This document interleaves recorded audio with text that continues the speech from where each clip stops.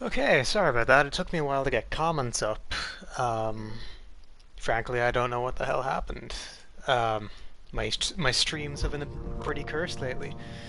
Um, yeah, so in all honesty, I had the intentions of streaming a lot more regularly recently, but I've actually had issues with Sony. I don't know what the hell happened, but um, one day my network features just decided to shit itself, and that kind of means no streams. Because how I do this on PlayStation is it's like I just literally use their open broadcast system and loop it into my like through my YouTube account, which I'm signed into on this PlayStation. So it's like, um, when my network features shit itself, it's like it was a PlayStation Network sign-in that wouldn't work, but the internet would be totally fine. Like I would go onto Netflix, I'd be able to use Netflix totally fine. I'd be able to use Disney Plus totally fine. I'd be able to use fucking even YouTube itself would work, but as far as YouTube was concerned, I could not sign in to my own YouTube account on my PlayStation anyways. Everywhere else, totally fine. Um, but anyways, at risk of boring you, I won't go into the full details, but I believe it's fixed for the time being. Um, like, I signed in today, saw my network features were totally fine, so I'm just not gonna look a gift horse in the mouth, but if the stream does cut out, that is why. However, I will be looking towards streaming on my laptop in the very near future. Um, I've recently figured out how to do it, so uh, you have some streams from PC games to look forward to, I guess. Um, yeah, that's pretty much it. Because like moving forward, if like, in all honesty, like I kind of have a theory that Sony is making it's making its stuff, it's making the PS4 intentionally obsolete so that it'll make people buy the PS5, except no one can actually get their hands on the PS5. So fuck if I know. I'm not gonna try and logic my way out of this one. uh,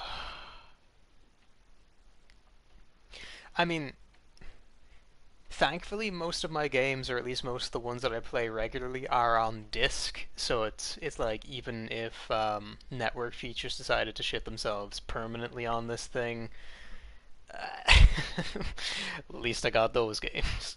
Like I will probably get a PS5 eventually, but I kind of gave it a big old think over the past like since it came out in like in winter. Um, I gave it a bit of a think, and it just doesn't make sense to get a PS5 when this freaking thing, like when like I don't know, I'm after getting a good PC. Like as far as gaming laptops go, the laptop that I have is pretty great. So I largely see 0 point in getting a PS5 for anything other than exclusives, which, you know, I would like. I definitely would like to get one for the exclusive, like the new God of War looks pretty great.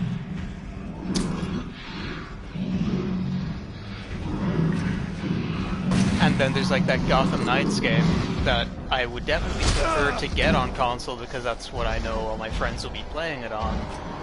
And I'd like to say that I would get it for PlayStation 4 instead of PlayStation 5, but the fact of the matter is that if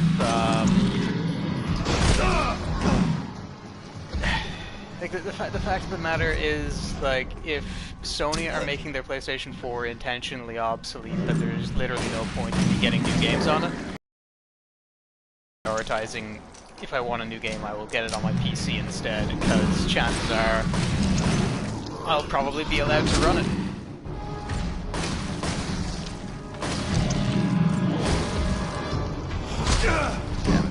It has also been a while. I think the last time I played this would have actually been the last time I streamed it. I was kind of poking around on the PC version of it, but like I wasn't really playing it. It's like I pre-ordered Resident Evil Village on Steam, and the edition that I pre-ordered came with a free version of RE7 on PC. So that's pretty much what I've been kind of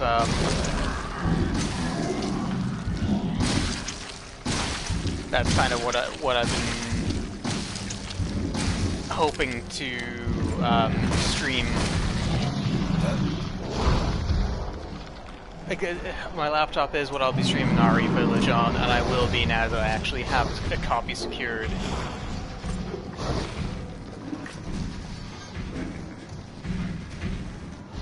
So yeah, I'm probably gonna die a whole bunch here, but hopefully if I complete this boss battle tonight, I will go into End of Zoe. Because there's pretty much no point in just booting up the game to finish one boss battle and then, you know, do nothing.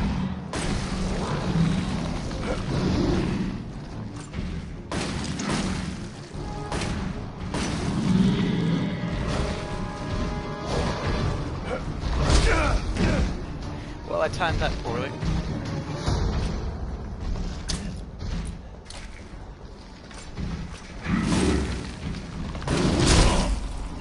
I think that's an instant one.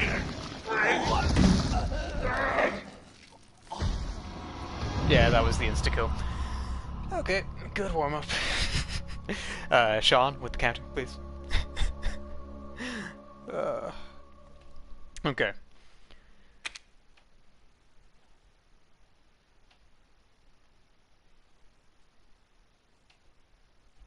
Only his head seems to be underdeveloped.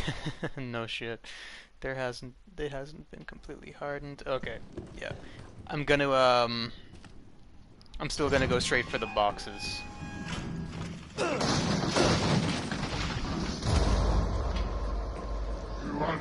Just to have the extra ammo. Okay, so in all honesty, I completely forgot that the rest of his body wasn't bulletproof. Was bulletproof, so that makes a lot of sense now.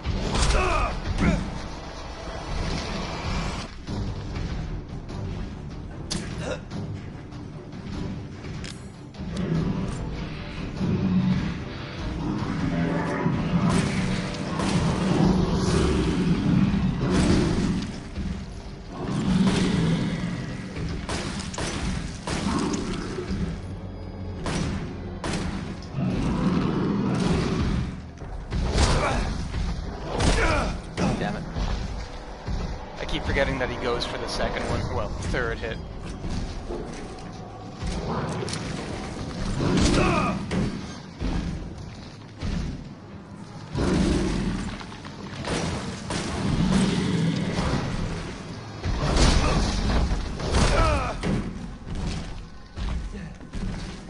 Oh, somehow not dead. I was about to put the controller down. I was like, okay, yeah, fuck it, I'll go back to The Last of Us. I do still intend on going back to stream that. In fact, that's what I kind of wanted to stream over the past while, but Sony said no.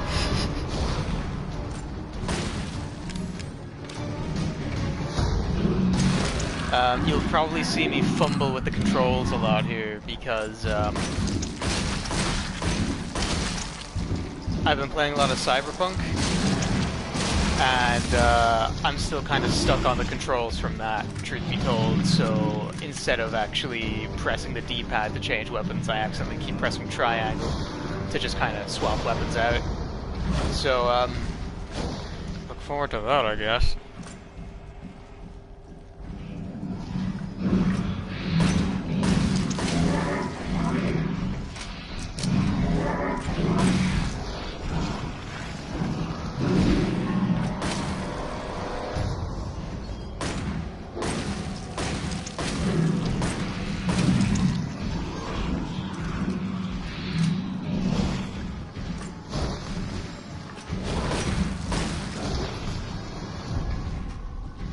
But, I mean, if one thing is confirmed, it is that I will be streaming Resident Evil Village when it does come out. I'm pretty stoked because when I got the new laptop, I did not realize how powerful it actually was. I didn't think it was going to be able to run new games. I just thought, like, oh, cool, that's kind of neat, I'll be able to access my old Steam library again. Find out that my fucking, not capture card, my freaking graphics card is like a RTX 2080 or something like that. My friend Hayden told me, oh yeah, no, you'll actually be able to run RE Village, no fucking problem. So, with that information in mind, I freaking pre-ordered the hell out of that.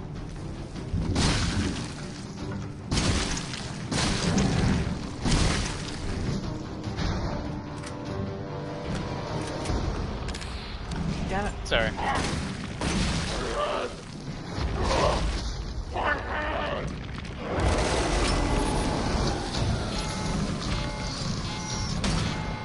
Shit.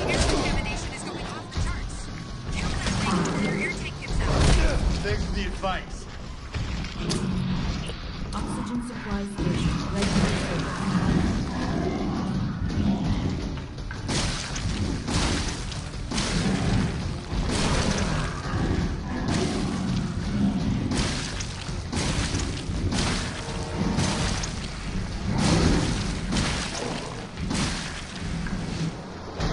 Shit. You're running low on oxygen. Yeah. Oh shit. Shit.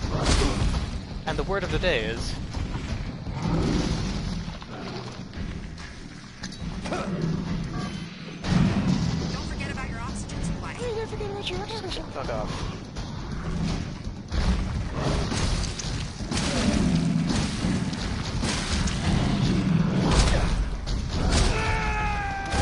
Okay. Alrighty, I'm getting back into the swing of the controls. I feel better about this. But first, I'm gonna snap this little chocolate bunny's neck right off.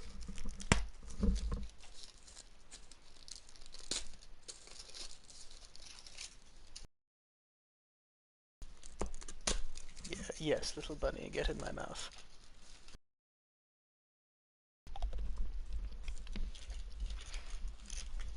Okay, let's go.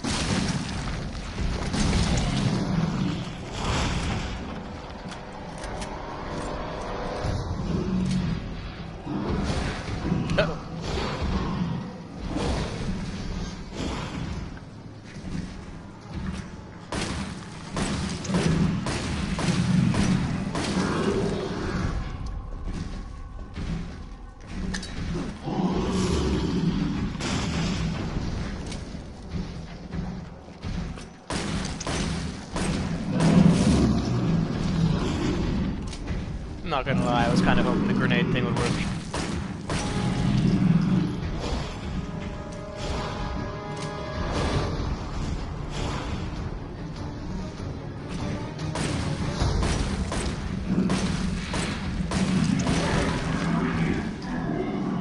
Oh, that was an accident.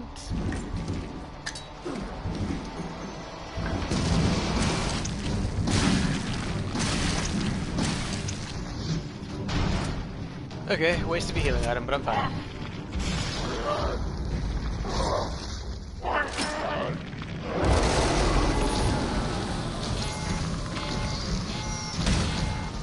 The air contamination is going off the charts. Kill that thing before your air tank gives out. Thanks for the advice. Oxygen supply station ready. service.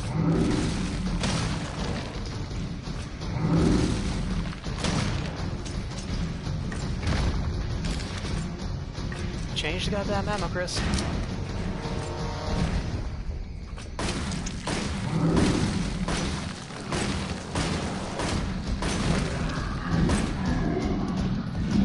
Running low on oxygen.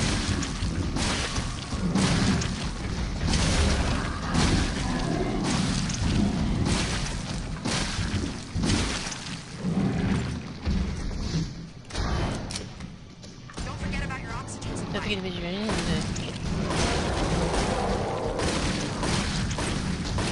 If I find a supply of oxygen in this room, oh. Please wait until reserves are refilled. So that's why I died the first time.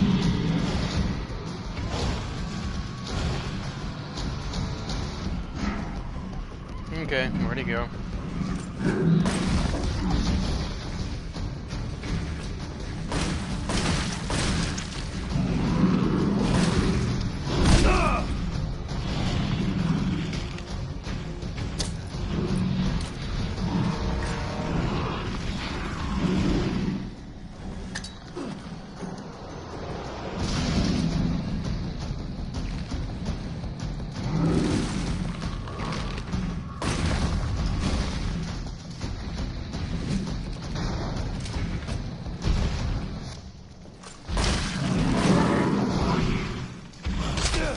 Ow.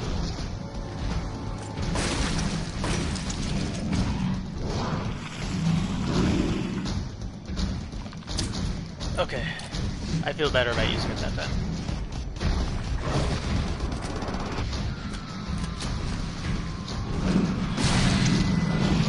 Hurry! We need to find more oxygen. Yeah, well, if I see more oxygen, I will take more oxygen. Oxygen depleted. Please wait until reserves are refilled.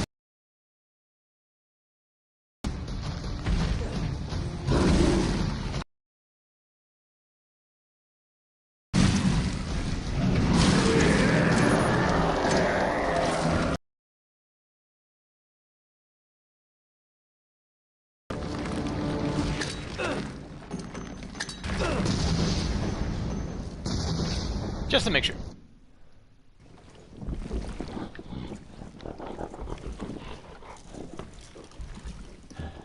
Game over.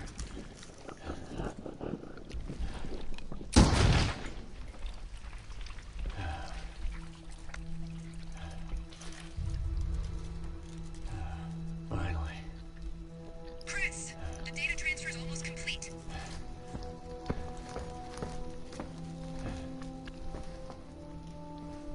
How do I stop it? You need to find a way to shut down the server. There may be some transformer relays you can... Okay,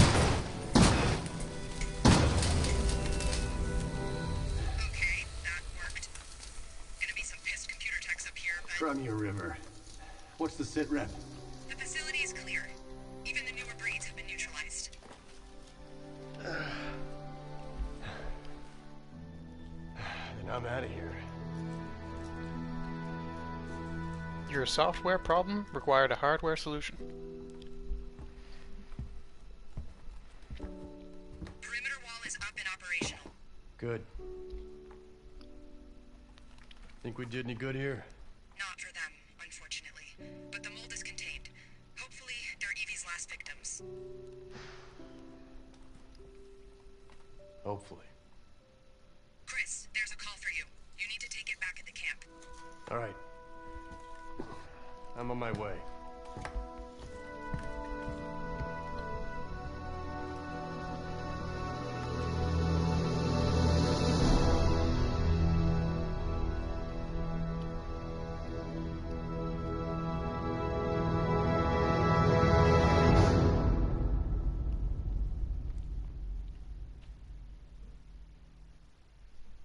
Okay, we actually got through that a lot quicker than I thought we would.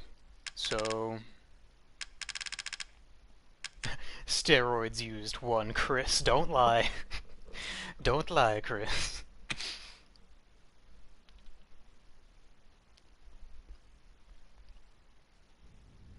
So So yeah, I got through that a lot quicker than I thought I would. So I'm gonna go into the next DLC as promised. Now, personally, I have never played the end of Zoe DLC because when this game was kind of at its height in content, um, everything had already kind of come out by the time I'd actually gotten the game. I got the gold edition just like as a Christmas present a couple of years ago. Um,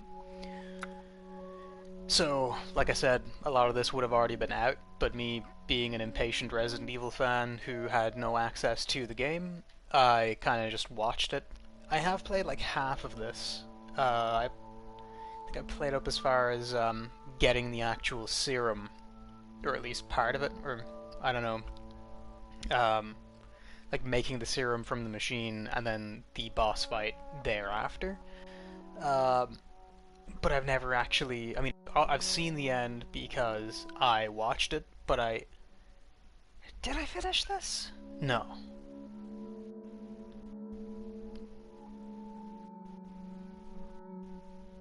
No. No, I didn't. Sorry, that took me a second. I was like, but did I though? Did you? Did you finish it? The answer is no. Alright. I'm not going to press continue. I'm going to do a new one. Do it from scratch. Do this right. It's like, yeah, I could finish my save game. Actually, I'm going to see how far I did go. I don't think it'll show it for you guys, but it'll show it for me. Oh no, it will show it for you guys. Yeah. I got as far as, like, getting the cure and then finishing that boss battle. I think I was on my way back.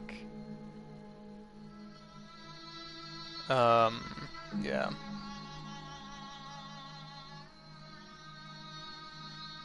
I'm also painfully aware this is an autosave, so starting would actually... you know what, it doesn't really fucking matter if I lose this, data, because I'm going to be finishing it on here anyways. So I'm literally losing nothing. Okay, yeah, let's do it.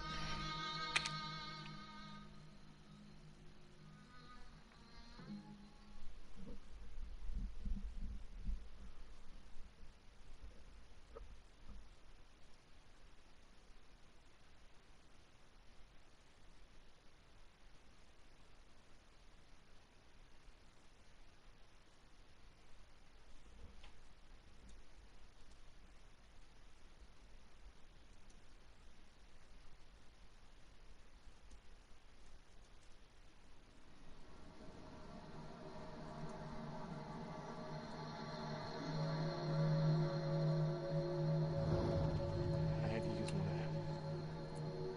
But there's only one left. It's fine. It was foolish thinking I could escape. I'm sure there's someone who can help. This is my home. Apparently I belong. I'll send help. Don't bother. There won't be anyone left to help!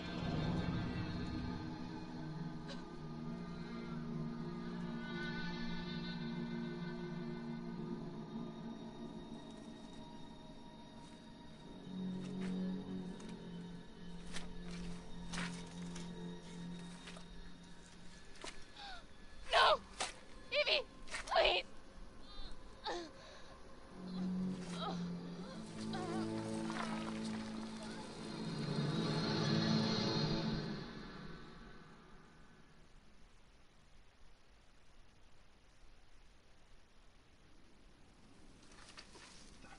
We got a casualty here. Hey, I think she What was the in hell you LCA. boys up to? That's her, all right. Zoe Baker. She's still breathing. Call in to HQ. You say Zoe? Sir, do you live here? What the hell's wrong with her? We're Zoe! here to help. So What everything... in God's name have you done? Sir. Whoa. Stop! Stop! Oh my goodness, Zoe. What the hell do they do to you?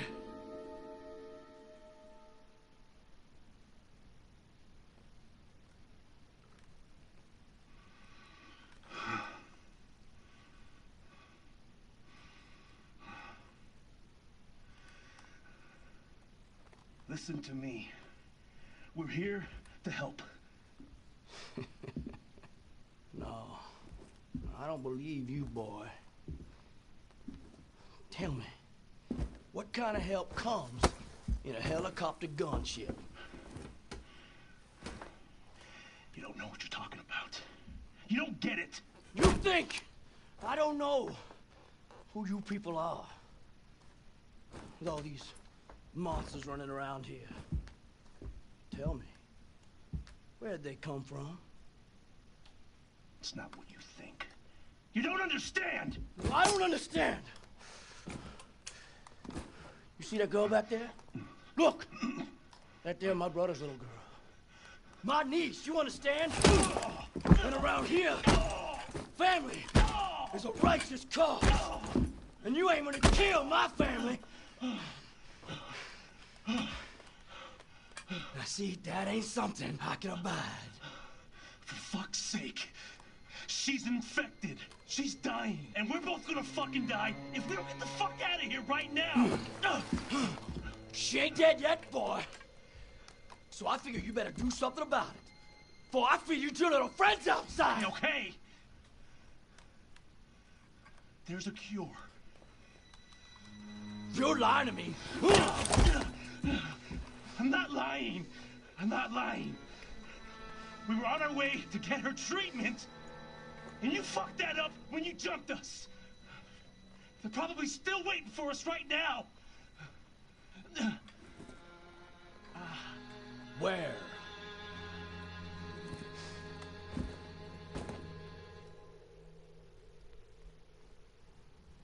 They took it to an old shack, not too far from here.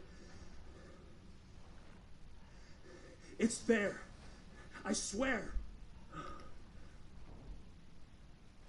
Man, to think this literally could have been avoided if Joe just shut the fuck up.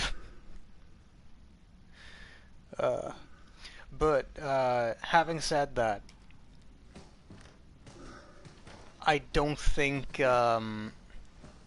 so Joe isn't exactly playing with a full deck, if you know what I'm saying. Like, I have a strong suspicion that he's like a Vietnam vet, so when he saw the guns, he went, well, time for violence. Hey, do I have anything in here? Oh, this is for storing items. And that's a survival manual. I'm gonna put that away, because that's just the controls, I think. Yeah. Keeping the chem fluid, because I can mix that shit with bugs or whatever. I'm pretty sure there's like an effigy thing around here somewhere. Effigies are like, are they called effigies? They're like, you get like these little teeny tiny boxer voodoo dolls, and it increases your strength. They stack as well, which is pretty neat. But there's two different types. One's for attack speed, and one is for attack power.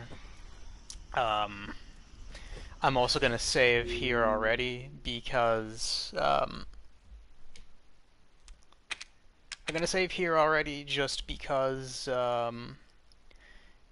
there is no autosave feature on. I mean, there is an autosave feature in this DLC, but it's like very few and far between to try and make you use the save points.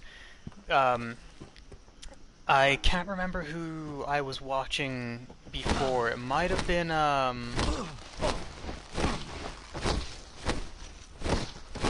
think it might have been Maxilobes. And he mentioned, yeah, because he was doing a speedrun of this recently. And he mentioned that, like, it was to try and make the DLC feel a little bit longer, which I'm personally kind of okay with. It adds stakes to the whole thing. Cool, nah, it's a chem fluid, not a chem fluid, a first aid med. Anyway, sorry, I had a total brain fart there. I was talking about how, yeah, I think Joe is like a Vietnam vet. He has like a peace sign around his neck, and he's got like a dog tag. I think he saw guns and freaked the fuck out and thought, like, I don't know, probably brought him back. Actually, I'm going to show you something really cool. If you examine this, it's you don't just see the bugs, you see a moving pouch for these bugs. Yeah, see? Isn't that gross as fuck? It's totally moving. I don't know. I thought it was a nice attention to detail. Again, like I love going through the models in this game and looking at stuff. So I thought that was a nice little addition.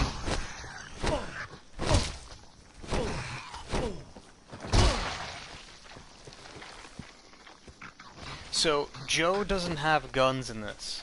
For some reason I had it in my head that he had a shotgun at one point, but I was like, nah, I'm thinking of the Chris DLC. But yeah, he's definitely still very fun to play as, because I always kind of wanted to know what would a melee build look like in a Resident Evil game, and this is it. Like, I honestly think a lot of Joe's sort of hand-to-hand, at least the animations, went into making Carlos have a melee sort of counter in Resident Evil 3's remake. Is he dead? Oh, sick. Cool. Okay. I'm pretty sure I'm missing one of those collectible thingies, but, I mean, I don't really need them, do I? I actually do. I really do.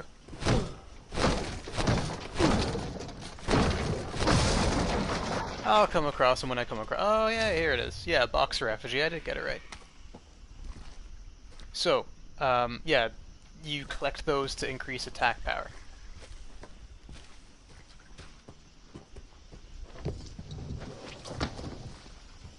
Oh, I'm gonna make another first aid med.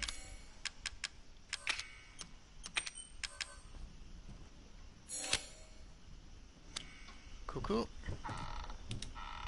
Now the critters work like the green herbs in the main game, in that they work like the green herbs in the main game, in that you can still mix them with chem fluid and get your first aid meds, but if you eat them, they will give you like a minuscule amount of health back. What the? They won't give you a lot, though. Jesus Christ.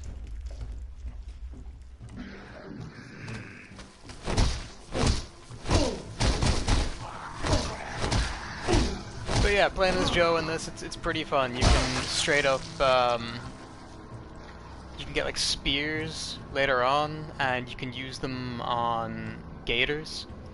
Because when I was playing the main game the first time, I was kind of moderately to slightly disappointed that they made a game set in Louisiana and didn't show any gators. So when they had like Joe living on the bayous, it's like, if I don't see a gator, I'ma scream. So I'm kind of glad that the gators, the Louisiana gators, were shown in all their glory, in all of their infected, gross, amazing glory.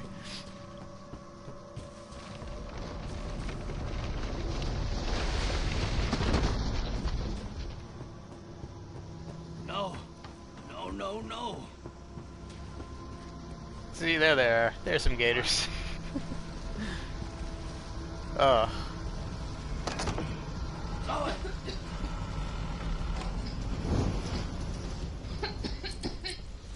All right, now just let it work.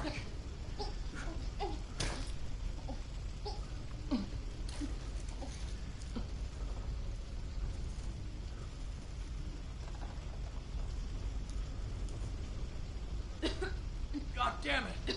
Why ain't it working? It wasn't full, was it? It won't be enough. She needs a full dose to heal completely. There's more at our base. Just untie me, and I'll take you there. Please! What base?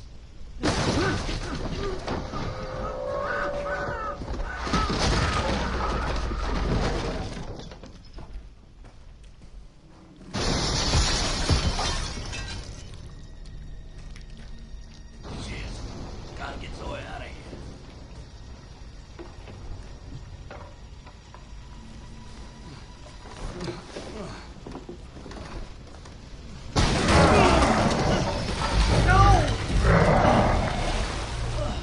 Gotta get going.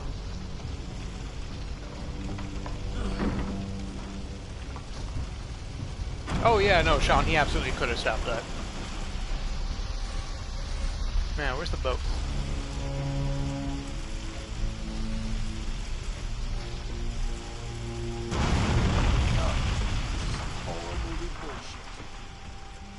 Welcome to Resident Evil, Joe.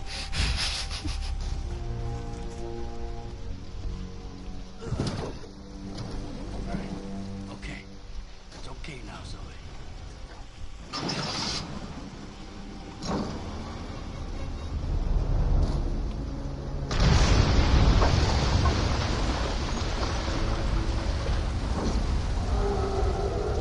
Looks kind of like Swamp Thing from DC Comics.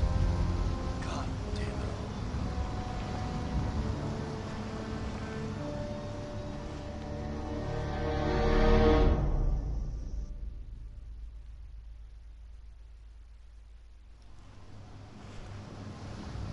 Soldier Boy said the meds were at some kind of base.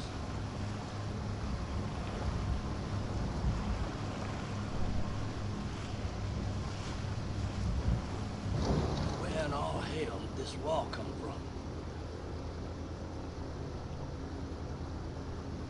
Joe, you've been living here for... You've been in the neighborhood for 3 years and you Looks like didn't somebody notice lit that the your lights family was fucking infected? Like, That's good enough for me.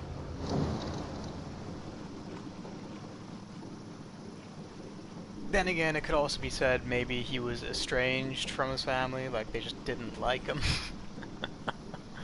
uh,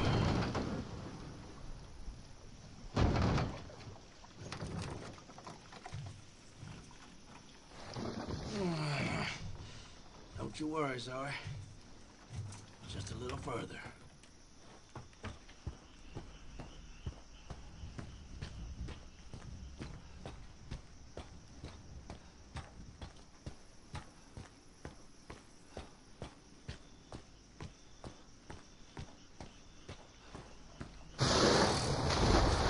Oh, come on. Not now, Gator. later, Gator.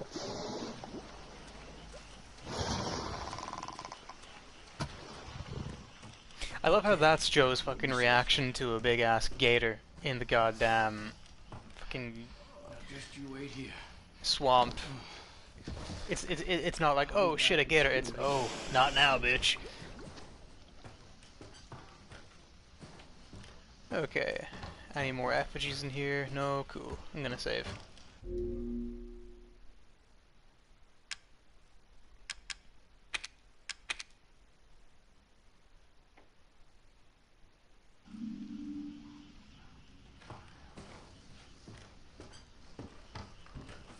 Okay, is this one locked? That's the way. Yeah, you come back this way. They do the whole Dark Souls thing, creating shortcuts. Or not necessarily Dark Souls, but like the From Software games.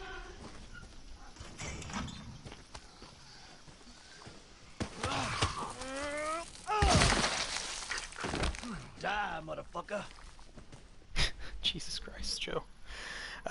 Because you can make shortcuts and stuff in Bloodborne as well.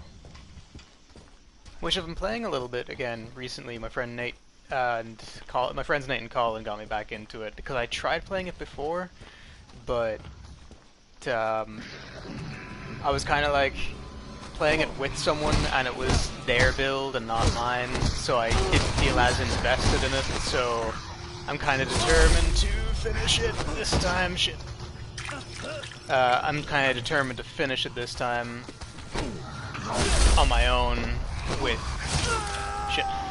with my own save and my own build. Cause like my friend wanted to go arcane and I super didn't. Like I am the guy in D&D who never picks magic. I don't know, I guess I like going for humanoid characters, just human characters in general, because they're kind of underdogs in those fantasy sort of games, genres. Thing of like, oh, I'm a glutton for punishment. I guess I kind of am if I play Resident Evil. But, I don't know, I just think I feel like when the human character levels up to a point of being as strong as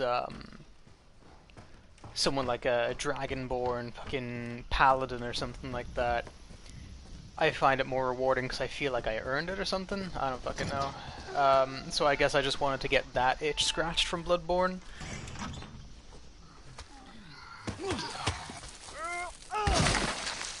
Because I got it for free on PlayStation Plus a little while ago, and I just never really touched it at all. I guess I don't know, I just couldn't get into it after kind of a shitty experience playing it the first time. But, you know, it's whatever. I'm gonna try and get back into it. I wouldn't mind streaming it only for, I really suck at it. And while the concept on paper of me dying repeatedly in a game probably feels hilarious now, it probably won't feel hilarious when I die like 50 times in a row and I'm still in the first area. Because that's pretty much where I'm at now, I'm not gonna lie. I'm not even joking. I'm legit still in. I'm still in like the starting area of Varnum. For anyone who's actually who's played Bloodborne, that's kind of where it's set.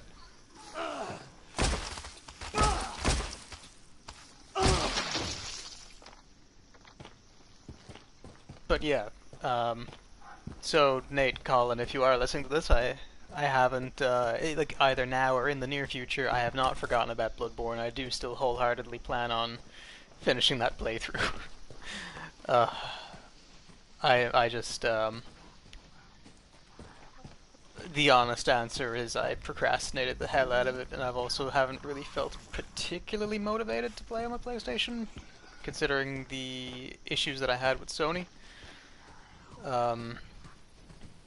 Like I could tell you about the conversation I had to customer service, but frankly, if I talked about it, it'd just make me mad. So I'm going to choose to not divulge too much information of that conversation, just because it's not worth the energy, man. Like I'm playing some fucking Resident Evil. I'm pretty okay with what's happening right now. I probably should have just tried to beat the crap out of him and save the spear for the gators in a few minutes, but I'm also very impatient, and those little crawly guys scare the shit out of me, so maybe it's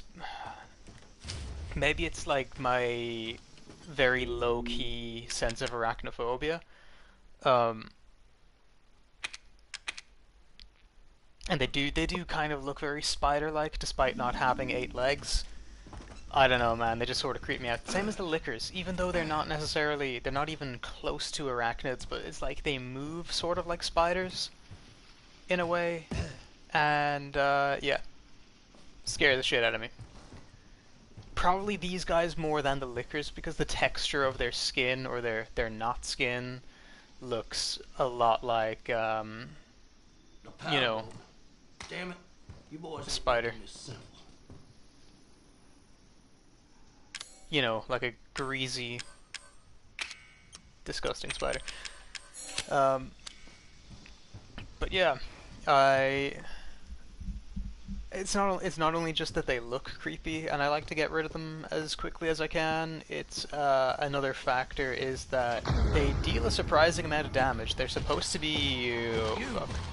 Best stay back now.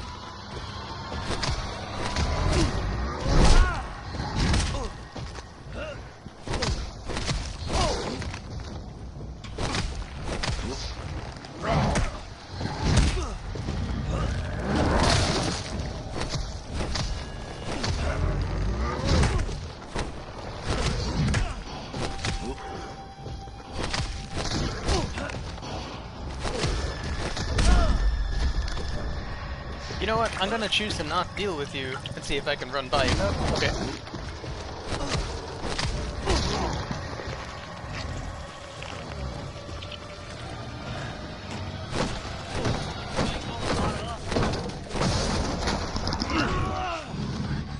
What? Oh, no. Just stay down. You can't get me. I'm in my cereal box fort. Okay. Wasted a healing item, but it's okay. I've got 2 more.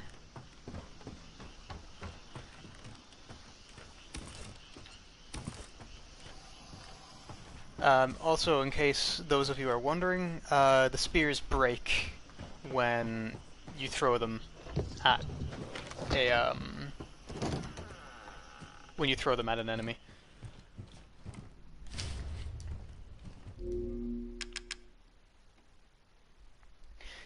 So you are likely going to see a lot of my Resident Evil 4 tactic of saving every 5 fucking seconds. But like I said, there are very few adequately placed save points in this, so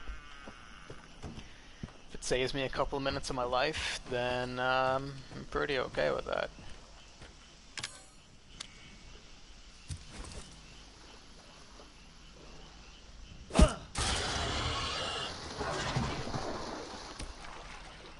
See, like, I mean, it's not that they break, you just can't get them back, which sort of sucks. Alright, so, anyone who hasn't played this before, I'm going to give you some free advice. This guy, yeah, that's a gator, really well hidden. That guy, really well lit up, not so hidden. You can slip right by him. The game wants you to take him out and get killed by this one to show you, you know, that they can really mess you up in one hit. However, upon reload, that's what you're supposed to do. Now, this guy doesn't really pose too much of a threat. He still does. But I'm just gonna see if I can slip around him, or at the very least try and get him with that spear straight away. Although I get the feeling this is also a trap. Now, there is another gator up the stream a stretch here. Yeah, there he is. Yeah, I gotta deal with this one.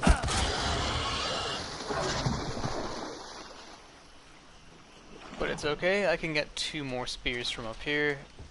There's gonna be some molded spawning. Yeah.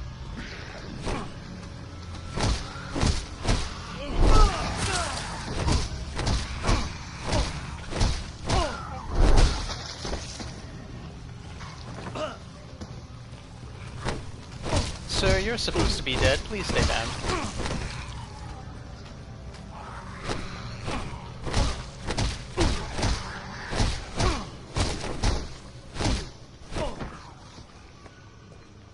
Okay. They're staying dead? Good. La la la la la.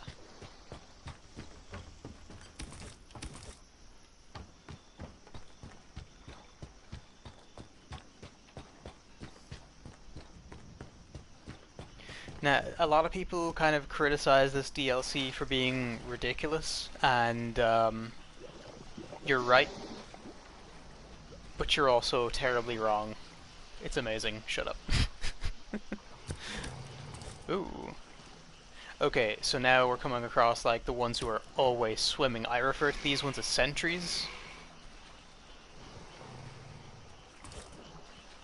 Even though, I mean, it's not what they're called. They're just called, you know, infected gators or something, but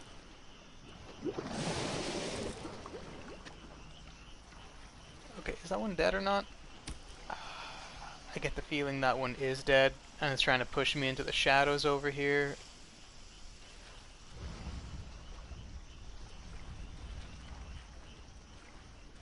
I mean, at least I won't be sent back too far if it kills me. Yeah, no, he's alive, he's breathing. If I just stay quiet, maybe it won't actually go for me. And I get to keep a spear. No. Oh, that kinda sucks. I do like having a surplus of those. I think from here on you can make them though, you get a scrap. Alright, now this is the other side of that shack. I'm actually gonna save again. I mean, hey, I'm not doing fucking no save run through of this. I can save as much as I want. Shut up.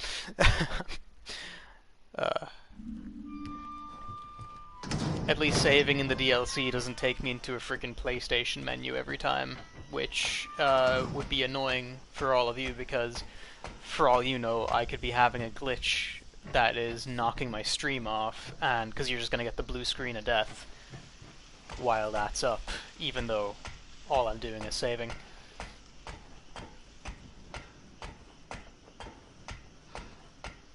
Not a problem I'm gonna have streaming on PC, I'll tell you that much. Okay.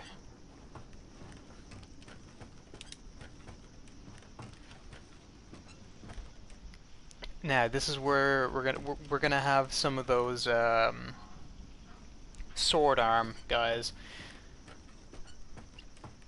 in the next few minutes. Now I know there's another effigy on top here somewhere. I think it's at the front deck. I need to like search a little bit. It might be chilling on one of the roofs, but it's very, very easy to miss.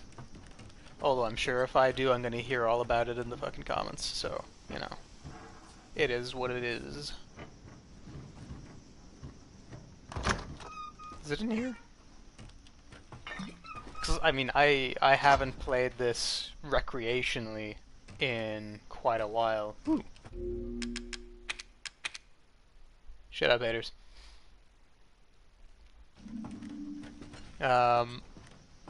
Because I actually haven't played this DLC in a while, and like I said, I never actually finish it myself. I've definitely watched a lot of my friends play it, and oh, there it is. I've definitely watched a lot of my friends play it, and I have watched many a YouTuber play it, but I've never actually finished it. Like I said, I got up as far as... I got like past the boss fight that's coming up in the next few. Actually, I'm about to be neck and neck with exactly where I was. So now I don't feel so bad about overwriting my old save because I mean I didn't get very far. But yeah, I am not good at this DLC. I still find it very fun. I'm certainly better at this DLC than I am at Bloodborne. I'll put it that way.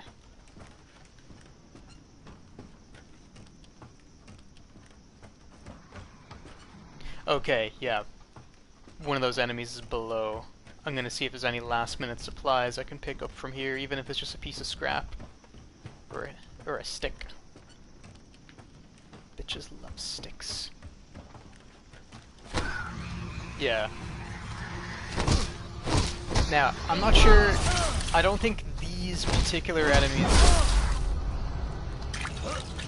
I don't think these particular enemies appeared in the main game. I think these are an evolved version of the one-arm sword infected, but now they have two swords.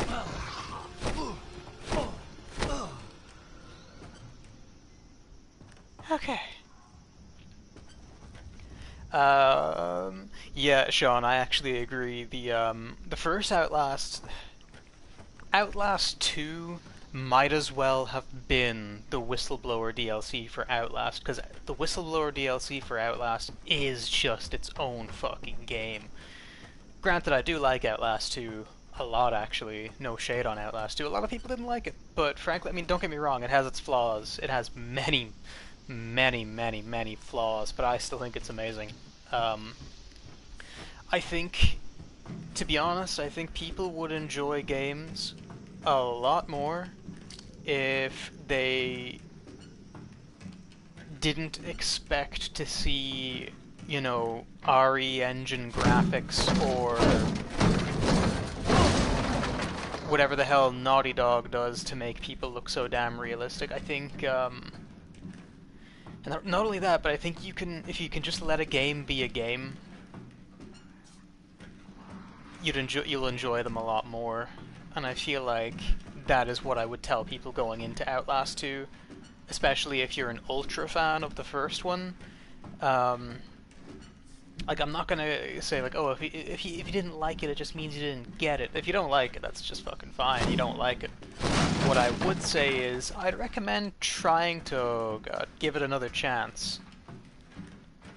With, maybe a more open mind, because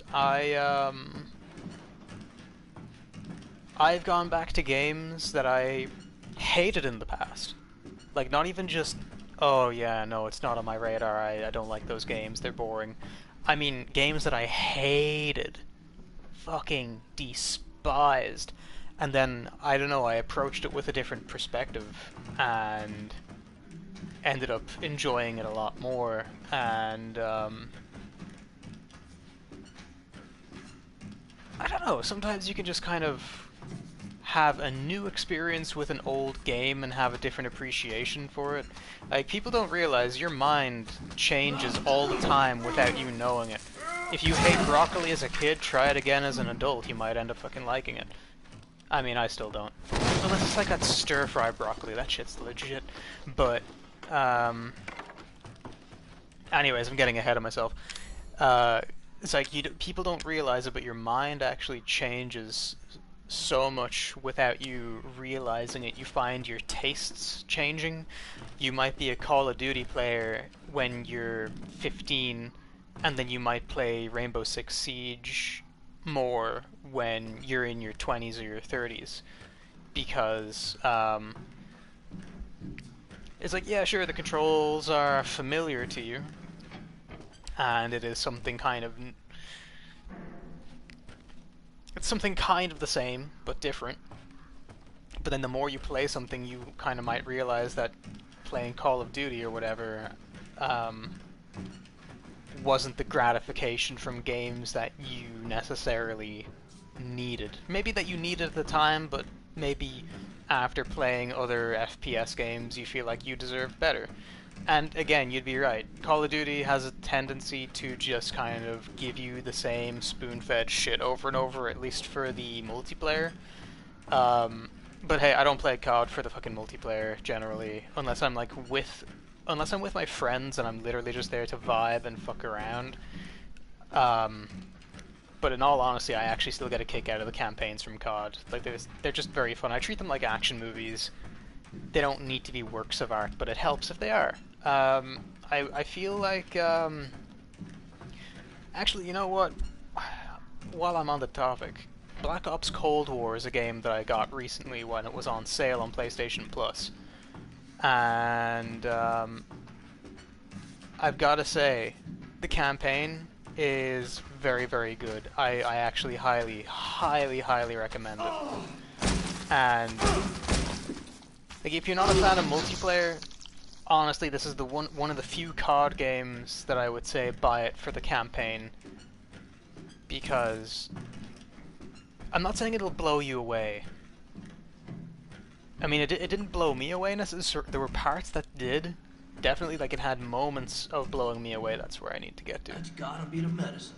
Like, it had parts that blew me away, but the overall campaign didn't blow me away. You know what I mean? It's kind of like when you're watching, it's like when you're watching a, it's like when you're watching Taken, right? I hate that movie.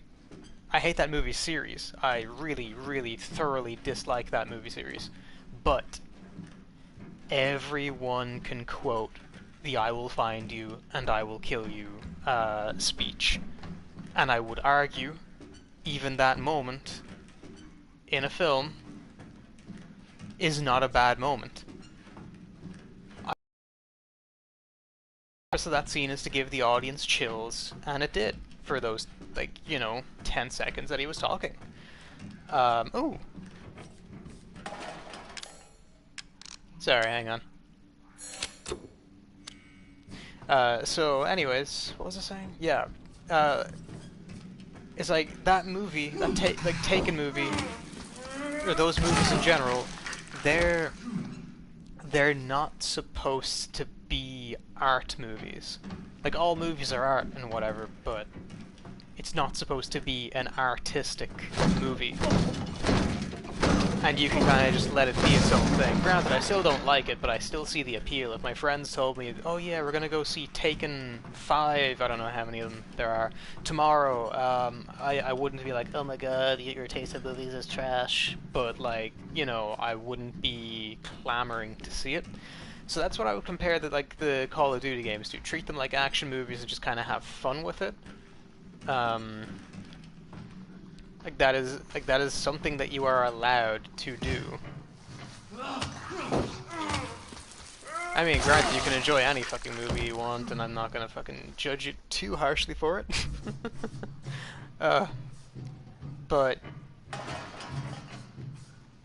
my point about the Call of Duty games is, if you look at the different types of Call of Duty games, you have the Modern Warfare games, the Advanced Warfare games, like the fucking shitty set in the fucking future, set in space Black Ops games, and the stupid shitty set in space Modern Warfare games. Like they're like the MCU, right? They're all kind of the fucking same. It's like some are more entertaining than others, some have moments that are very, very fun and more entertaining than others, and then you have some that are dog shit. Now, the Black Ops games, for the most part, I would actually compare to, like, the DC movies, right? They go for, like, an art housey sort of feel, but they're also not necessarily afraid to try new things.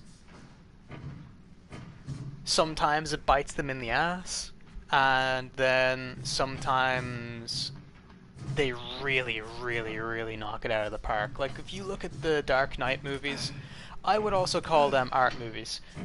Like, art house movies. Not necessarily maybe Batman Begins. Like, that is more of a comic book movie, and I love that about it.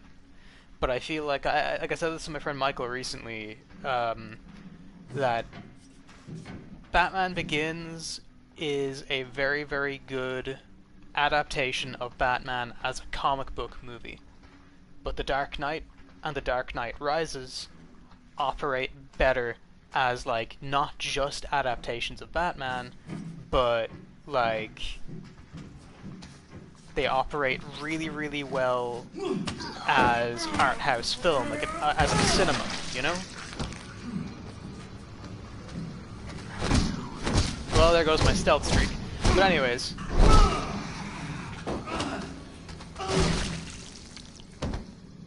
What was I saying?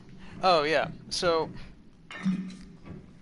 my point, again, bringing this back to COD, I know I'm talking, it seems like I'm talking in circles, but I swear to God I have a point to make. So yeah, DC, they take more risks than Marvel, than the MCU, and most times, more often than not, I will happily admit, more often than not, it will bite in the ass. He's like, yeah, if you can enjoy them for what they are, that's fucking great. Bully for you, awesome, genuinely. I'm not even saying that with a hint of condescension, which I have to specify because my voice is so fucking one-tone. But like, genuinely, if you get something out of them, that's awesome. That's great. Like, genuinely, bottom of my heart, fucking congratulations, you enjoyed it. And the same goes for, like, those Black Ops games that are set in the goddamn future, right? It's like, you get Black Ops 2, you have some parts that are like a love letter to the first game, that's like set in the past, like set during the Cold War, like, fuck, where was the second one set again in like the flashbacks? Was it still Cuba? No. Could it have been though? No. Unless, maybe? My friend Rory will probably tell me later on. But, did I save already? No. Did I? Fuck it. There's no limit. I'm not using the cassette tapes. I haven't unlocked hardcore mode on this yet because I haven't fucking finished it. But anyways, okay, it's boss fight time. 3 first aid meds and some. Okay. Do I have any chem fluid? No. But I do have some scrap, so I'm gonna make one of these. Yeah. But yeah, like the. What? Oh, come Oh, on. sorry, cutscene. Also talking.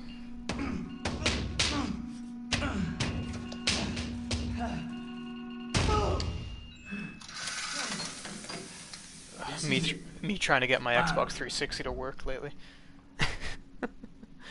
I joke. I mean, I've opened that thing up so many times that I know exactly what's wrong when it's wrong, and I know how to fix it. But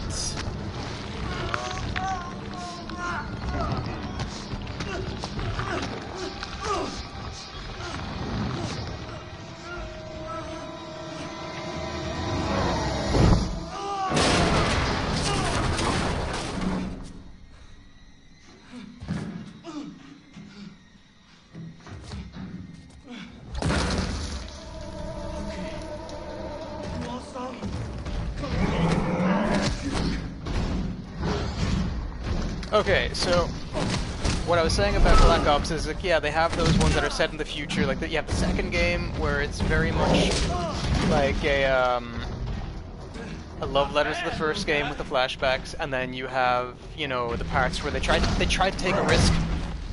And granted, I don't think the risk paid off. They tried, they failed, and I feel like when they went into the new Black Ops Cold War game, it's kind of like their way of saying, like, listen, we tried the futuristic shtick and it just didn't fucking work for us, so let's just go back to the roots. Now, those futuristic games, for those who enjoy them, they're still canon. They're still going to be canon.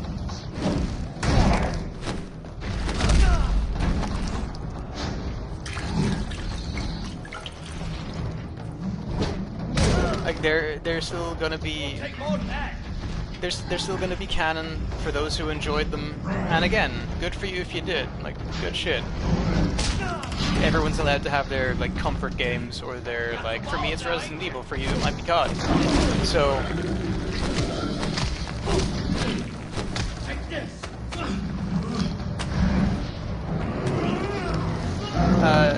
So yeah, like when it comes to those Black Ops games, then you have your Modern Warfares, right? And it's like the same fucking thing, and the same fucking thing, and the same fucking thing, along with the same fucking thing every time. Meanwhile, like, you have Advanced Warfare, they tried to take a risk, and except it was more like, hey, look, the Black Ops games are still selling phenomenally, why don't we do, like, our own future sci-fi game? Because, you know, Call of Duty, while it's a shared IP, there are still, like, a couple of major companies that run different versions of the game. Like, Infinity Ward, the original developers, like, of the original, like, World War II Call of Duty games, like, they made the original Modern Warfare games. Like, 1 through 3, they made those. Like, the first one was great, the second one was fun, like, the multiplayer was pretty neat, the third one was dog shit. I really like the campaign, and I like Spec Ops, so the multiplayer is dog shit. It was the epitome of, let's do the same thing, and hope they don't notice. So, anyways, oh shit, I didn't expect to finish that boss battle. Thought I was gonna be stuck. I'm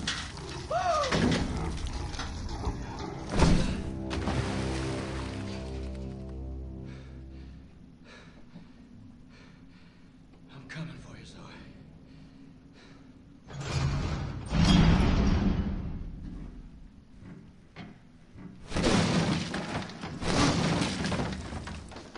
Well, that effigy would have fucking come in handy earlier. Oh well, it's done now.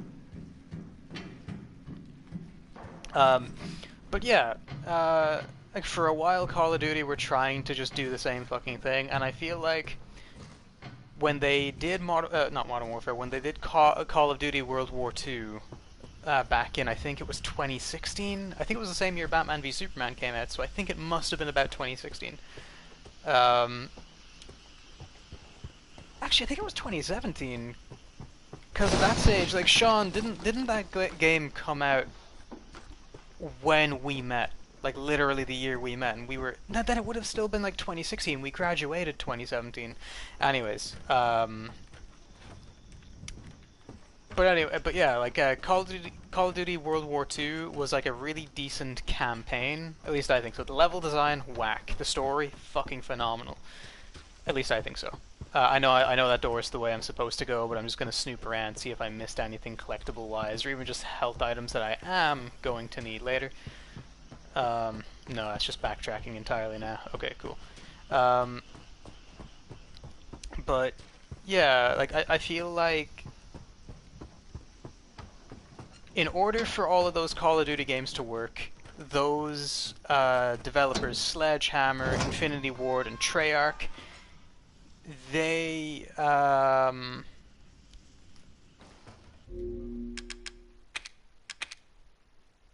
kind of they need to come to an understanding that they're not really competitors, because they all need their games to succeed for the IP to fucking continue, right? So, sorry, I'm gonna shut up for a second. Brought your medicine. You're going to be fine.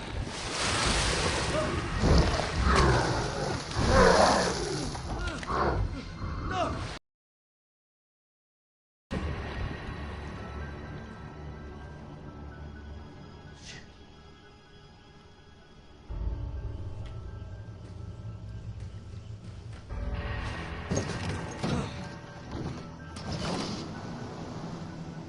Zoe! Where are you, girl? Where'd they go?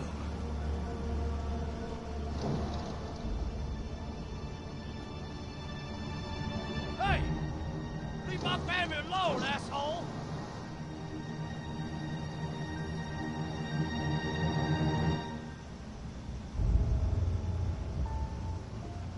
Oh, you're gonna get it.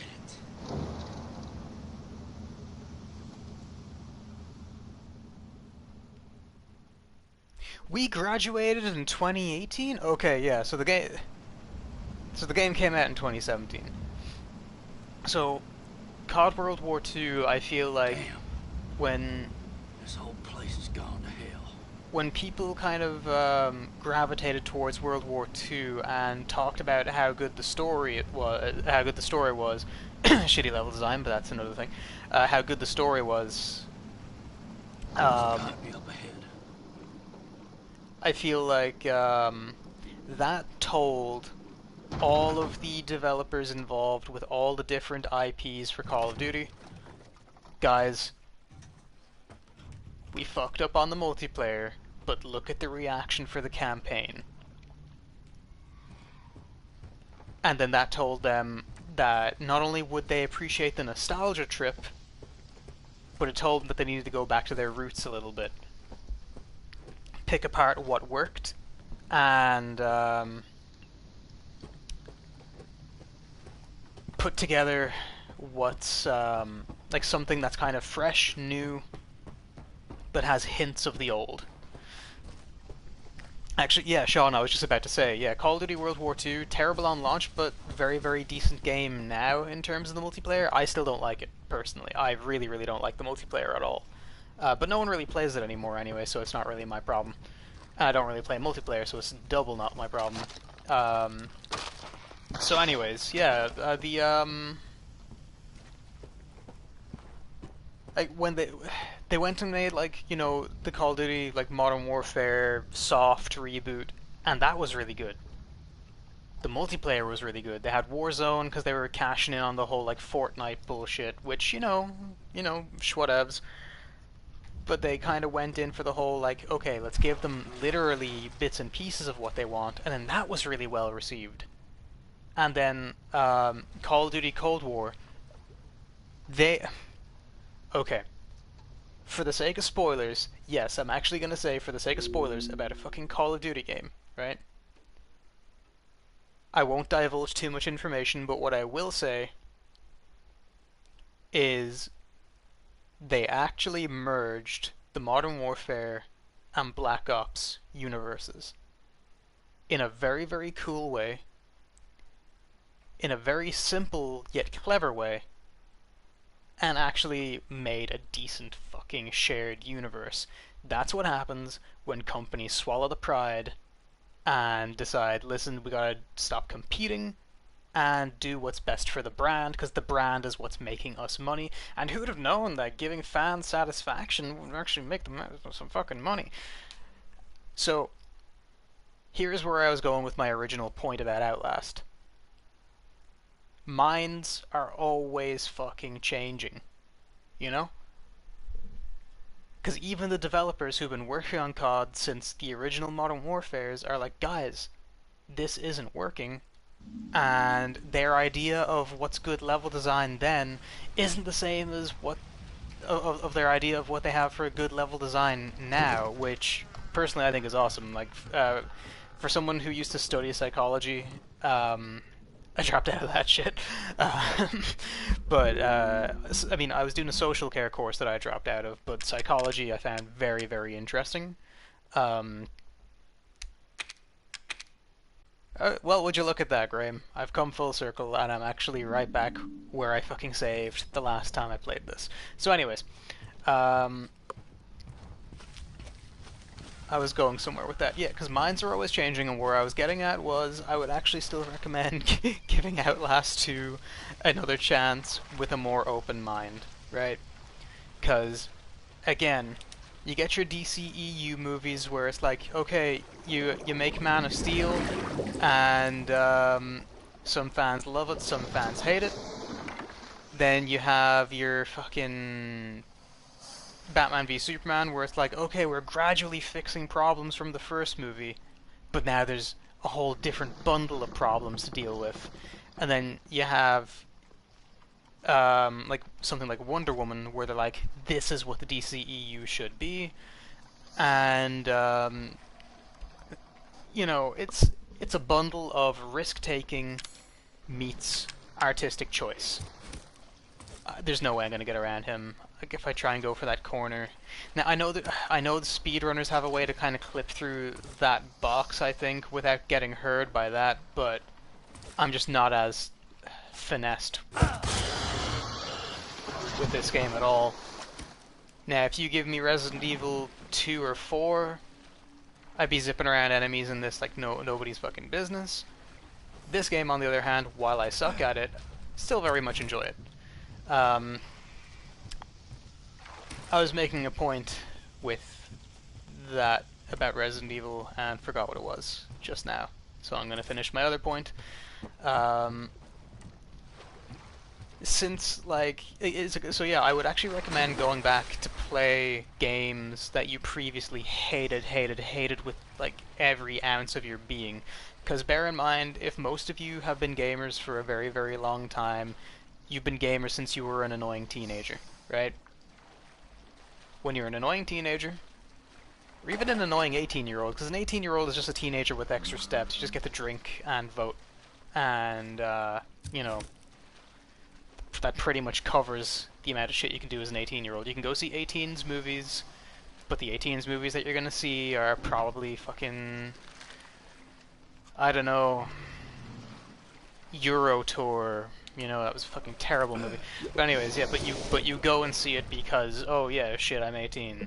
But yeah, bear in mind, up until the point that you're like 18, 19, you're a fucking asshole. Like, I'm sorry, like, you're a fucking asshole. As a former teenager and a former 18, 19-year-old, I can say you are an asshole. You don't really know who you are until... Actually, I still don't know who the fuck I am. I'm 25 now, as of like 2 weeks ago. Still don't know who the fuck I am yet. So that's where I'm getting about opinions. Your opinions can change, and don't be afraid to change them. People who are Trump supporters when Trump was elected probably aren't Trump supporters now. You know, some of them anyways. A lot of them are still loyal douchebags, that's my opinion. But, you know, you have to bear in mind that a lot of your opinions that you formed in the past came from a place of wanting to fit in with people.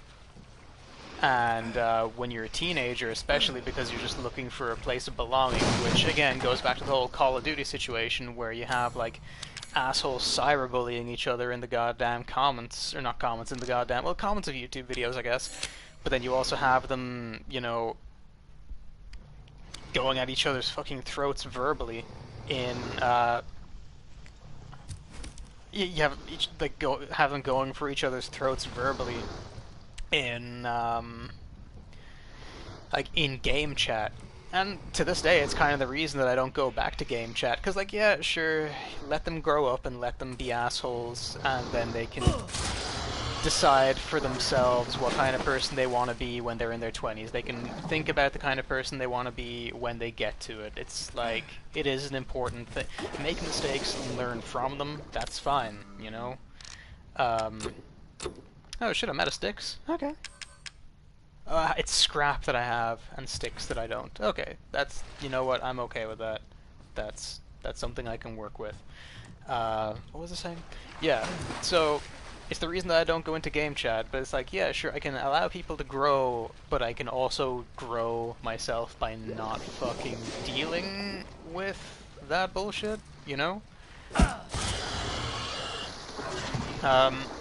So yeah, if there's a game that you hated in the past, go back to it now with fresher eyes, because, like, yeah, age doesn't equal wisdom, but if you stop learning, you stop living, you know? The games in question that I'm referring to that I really, really hated were the Witcher games. The first one, dog shit. The second one, I still don't like the story. But I'm looking at the gameplay mechanics and I'm thinking, the gameplay mechanics in The Witcher 3 would not have been as smooth if The Witcher 2 did not exist. And that is factual. CDPR, the company that makes the Witcher games and Cyberpunk, their mechanics for Witcher 3 that worked really, really well would not exist without the clusterfuck of whatever the hell was going on in The Witcher 2. However, playing The Witcher 2 recently allowed me to kind of appreciate it with a different outlook, because when I play roleplay games, I prefer something with a character creator, something that you can kind of put yourself into, something that you can kind of project onto, or project another character onto that character, because when I make characters in RPGs, I make comic book characters. I don't project myself, I'm boring. But, like, if I want to play through Fallout 4 as Batman, I fucking will, you know? If I want to play through fucking Dragon Age Inquisition as, like, Nightwing leading like a fantasy army, heckin' yeah, fuck yeah, you know? But when it came to the Witcher games, I was like, oh, it's an existing IP. Like, yeah, sure, like the books, I'm sure the books are amazing, and they actually are. I read some of the books recently. I say recently, like, I'd already read the first one, but I'm giving the second one a chance again, because I gave up a little while through. That's neither here nor there. But yeah, Witcher Last Wish, the book. Actually, Sean in particular, if you're a fan of Lord of the Rings, highly recommend the Witcher books, because genuinely kind of have a similar vibe, and they have the same level of love and attention to detail given to Tolkien's world building. Shit. Oh. Okay. Are you alive? Okay, that one's alive.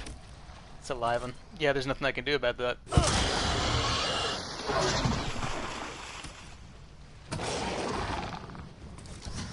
Okay, you know what? That's what the spears are for. If I die, at least I get the spears back. That's... Again, I can work with that. But yeah, the Witcher games wouldn't have even been on my goddamn radar the first two. Especially the second one, because like the first one was something that I played and I was like, okay, yeah, it's, you know, it's new technology. Christ on a bike, I was able to say that The Witcher 1 had new technology. Anyways, sorry, my age doesn't freak me out at all. Like, I'm only fucking 25, but like, it was just a thing of like, holy crap. The Witcher 1 was a game that I played when it was new. Huh. But anyways, I was able to say, like, okay, you know what, new technology is very untested, you know, there's some suspension of disbelief that needs to go into playing that game, and, you know, story was kind of neat, but I also just, I realized, I think I realized after playing the third Witcher, because I was very resistant to playing the third Witcher game, because I hated the first two so much, and it was only kind of when my friend Jake told me, no, you will actually enjoy the third one, you guys. But I'm the kind of person where the more someone tells me to do something, the less inclined I will be to do it. The more resistant I'll be to do it. Like, I have like a, it's almost kind of like I have a counter in my head for, it's like, if someone recommends me something like, oh, I think you should watch this, okay, cool, and I will set a date in my head for when I'm going to watch that thing, right? But then if the more they say, oh no, you have to watch it, you have to play it, no, no, no, you have to do it, every time that gets said, I push that date so far.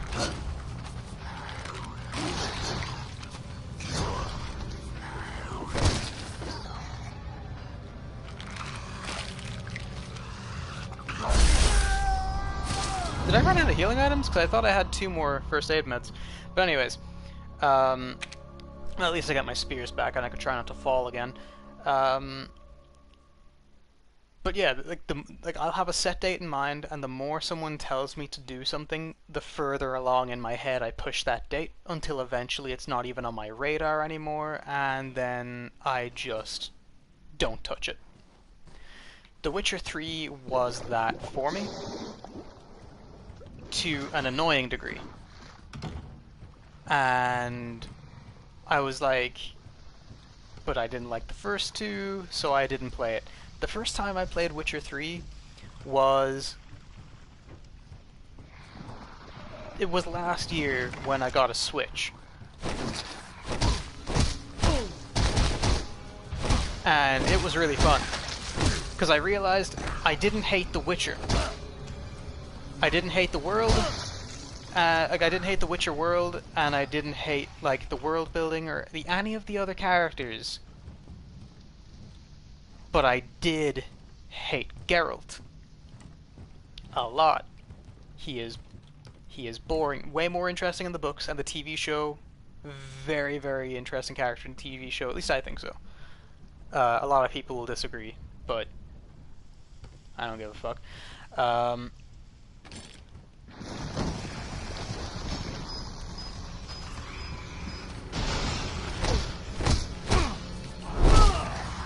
But yeah, in the TV show and the books, I find Geralt far more, not necessarily endearing, but at least I kind of understand him a little better. In the games, I realized, yeah, I was playing a really, really good RPG with a really, really terrible character. Because, like, the whole premise in The Witcher is like, oh yeah, this guy has amnesia, doesn't really know who he is, his memories aren't his own, like, that's, you know, whatever. I get it. But that doesn't make him any more interesting to me, you know? So, I do have first aid meds, what the hell? I was eating grubs. Okay, I am gonna eat a bunch of these though, because, I don't want to waste my meds. because I'm going to need those for a boss battle.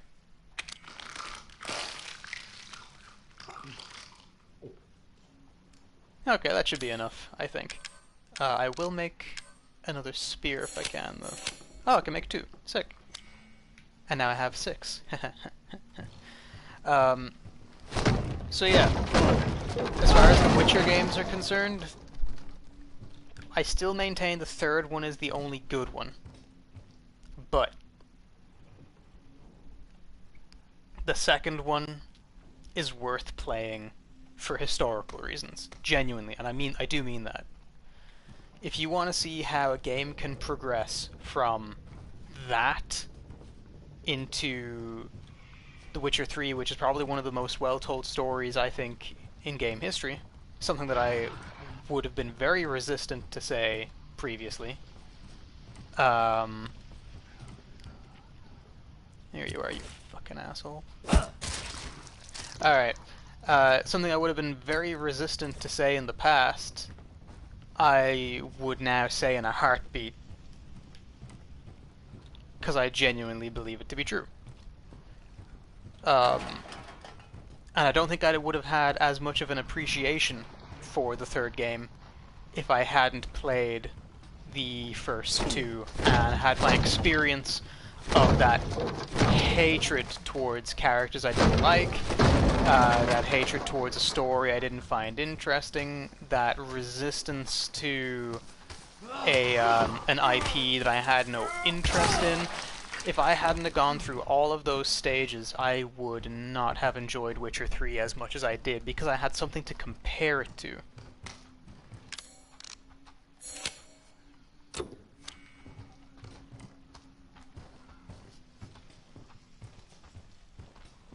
Granted, when I say The Witcher 3's story is one of the better ones, like one of the best in gaming history, I'm not talking about the base game. The base game, pretty meh. But if you're gonna play it, get the Game of the Year edition, or the whatever that ultimate fucking edition that for most games it's called. Like I'm playing Resident Evil 7 Gold Edition, so there's Gold Edition, there's fucking Ultimate Edition, or if you're playing an Ubisoft game, it is all of them at once, and they will make you buy different versions of the game in order for you to get all of the cool shit.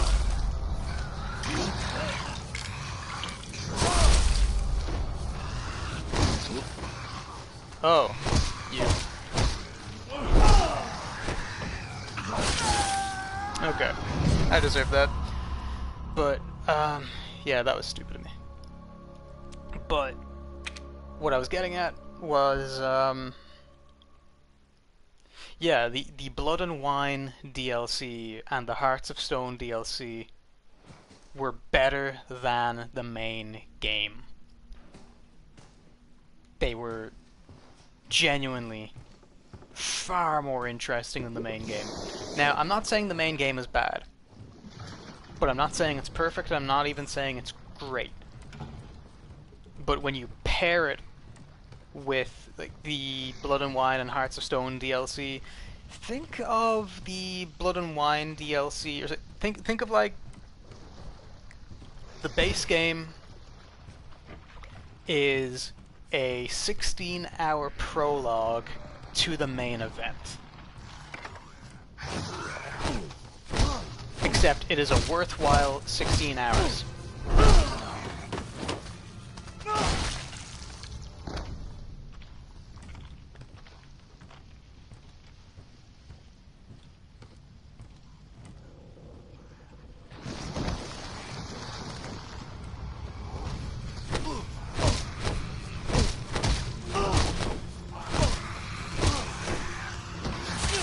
Okay, don't fall, don't fall, don't fall, don't fall, don't fall.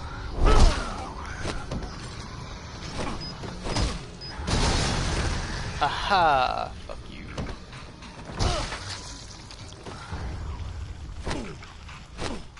Are they dead? Are they all dead? Haha, okay.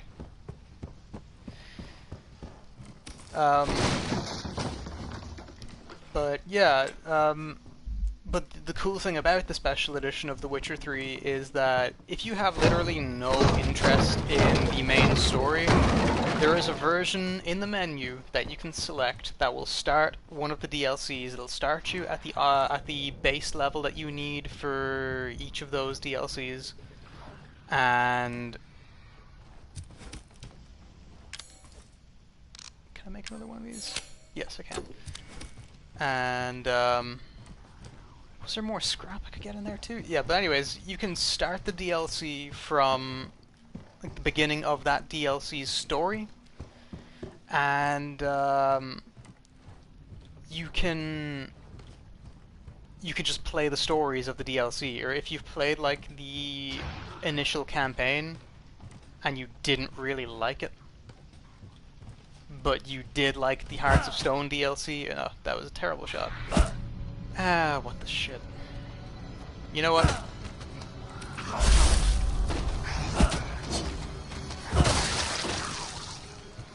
I don't even care that I wasted those now. That was horrible. But anyways, I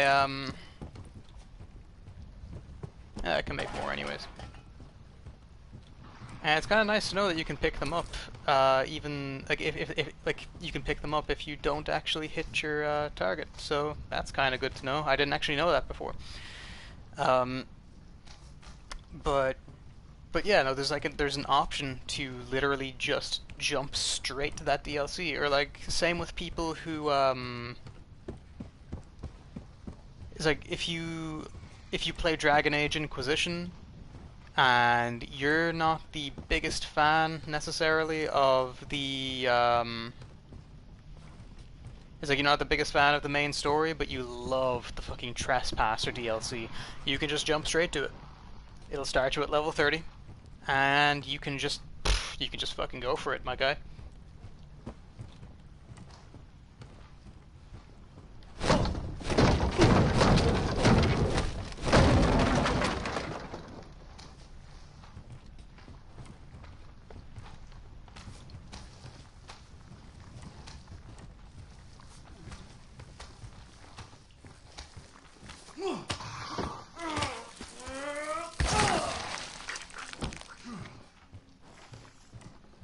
Okay, this is where I gotta be careful. It's kind of where I died last time.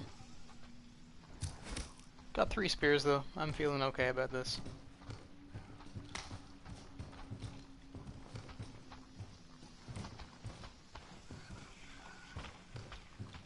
Because like, the normal guy I'm not worried about. It's the little spider looking fucking assholes. This guy. Yeah, fuck you. Nah, that's taken care of. Although there's probably like another one. Like there's probably another spider guy around the corner with the fucking normie. Although then again, I won't have to worry about it if I take him down silently. And I got another effigy. Sick. So, okay, I'm gonna pause here and catch up on some of the comments, because I'm only realizing now that Sean has been talking. Sorry, man. The Black Ops risks were better than the Modern Warfare ones. Yeah, I'd agree with that. Yes, Ghost's death is still heartbreaking. Actually, even more so in the remaster, I think. Like, they just fucking... ugh. They really went for it. Yeah, we graduated 2018. That's fucking crazy. Also, yeah, you're right. It was crap on launch. Now very, very good. Medal of Honor Frontline was a very good game, although I think I prefer Airborne. I have a lot of really, really nice memories attached to playing Medal of Honor Airborne. Especially with my friend Rory. Like, the going through the campaign on that, very, very fun. And they treat it like an open world game as well. They just, like, which is kind of like what being a paratrooper would have been like to a degree. It's like, you'd be like, dropping in behind enemy lines, and then you would be doing an infill, an exfil, and you're getting the fuck out of there. Like, but you'd be going behind enemy lines, you'd be hiking for like maybe a day to your next assignment, and then you would do the thing and then leave. Now, granted, obviously that was smaller scale because it's a video game. Like, obviously they had to speed it up and, you know, not necessarily rush the process, but like, from my understanding of paratroopers, it's fairly similar, but obviously streamlined for a game. But Airborne and Vanguard, very, very fucking cool. I really wish Vanguard would get either a remaster or a report onto current consoles, because like I think it only really came out on the Wii and like PlayStation 2. I think it would have been like the last Medal of Honor on those systems. But man, I really miss when Medal of Honor used to mean something. Like I was really excited for that new one until I found out that it was pretty much VR only, which doesn't bother me too much since I have a VR. But I also just don't really want to play a virtual reality Medal of Honor game. I would much rather just like play Medal of Honor. Like I'd be more comfortable with it if they did it like Resident Evil 7 did, where it's like, here is the game which you can also play in VR, and not here is the VR game of this IP. And yes, what a place to fall. That yeah, that's a highlight for me now. Okay, he see me. I can deal with it. It's fine.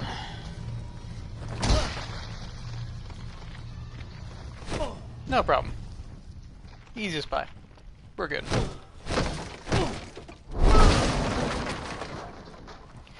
Now, this is a very, like, this area I really like. I hate it and I love it. It's very high risk, high reward, because you see those, like, 3 spears in the distance that we passed on the way over? You could just jump down and try and grab those, but you have to pass all the gators on the way out. If you can get by them stealthily, you won't have to lift a single spear. I can't. At all. I mean, when it comes to traversing the gators, I'm just not very good. I'm big enough to admit that, and in terms of resource management, this suits me a lot better.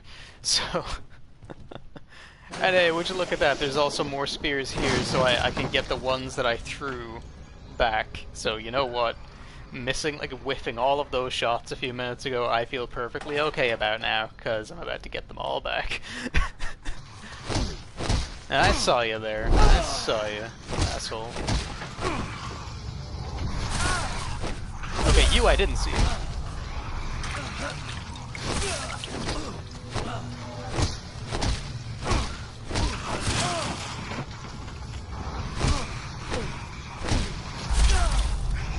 Heal. Okay. Yeah, so I do literally only have 2 first aid meds. That's kind of shit. No, I will not lower the difficulty. Fuck off. I both love and hate when Capcom does that. Like, the first time I experienced that was playing Devil May Cry, the first one actually. It's like, when you die a certain number of times in a row, the game will say, you have unlocked easy mode, and I'm like, haven't unlocked shit. You're telling me I'm a pussy.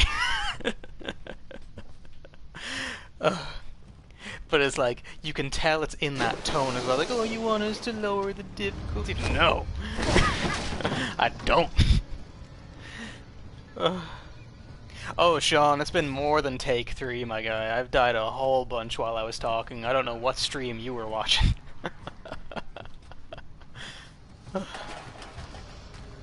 Okay.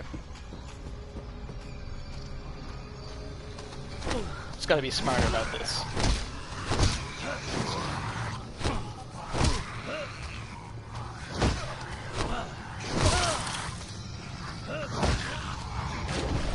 Okay, I'll roll with it. I'm good.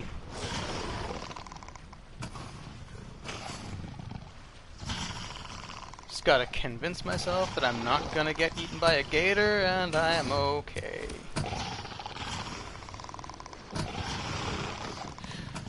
Probably gonna get eaten by a gator. Never mind. Just get back to the ramp, Graham. Just get back to the bridge.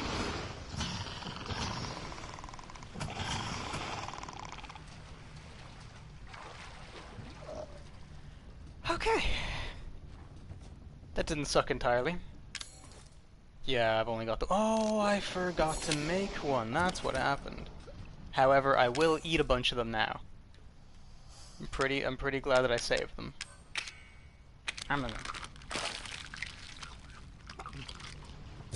Not bad.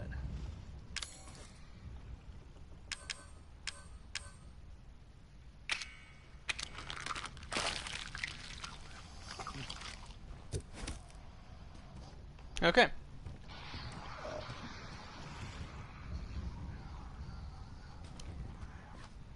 I have decided maybe I don't need spears.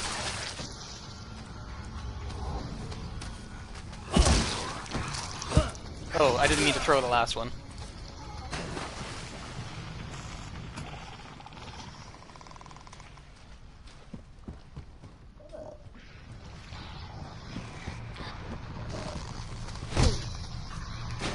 Oh, this is definitely intentionally made so you'll fall in. This is bullshit. I mean, I love it, but it's bullshit. But yeah, anyways, I was saying, oh, now it spawns all of them back? Just kill me. Just fucking kill me. Retry. Okay, I don't know if this will bring me back to a checkpoint or not, so I'm just gonna let this happen. But as I was saying about like Capcom with their difficulty thing, you just know that they're speaking to you like, oh, you want us to lower the difficulty? Are you having trouble there, buddy? You okay? As like, I mean, I'm not shading anyone who plays games on easy. I do it all the time for fun. Like sometimes it's just nice to go through Resident Evil 2 with a fucking rocket launcher. You know what I mean?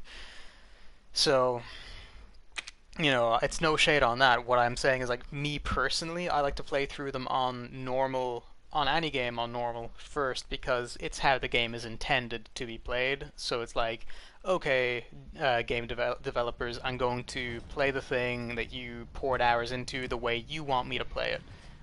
And then if I don't like it, I will lower the difficulty. Yeah, sure, fine. But when it comes to these, I'm so invested in these games in particular that I don't particularly like bringing the difficulty down.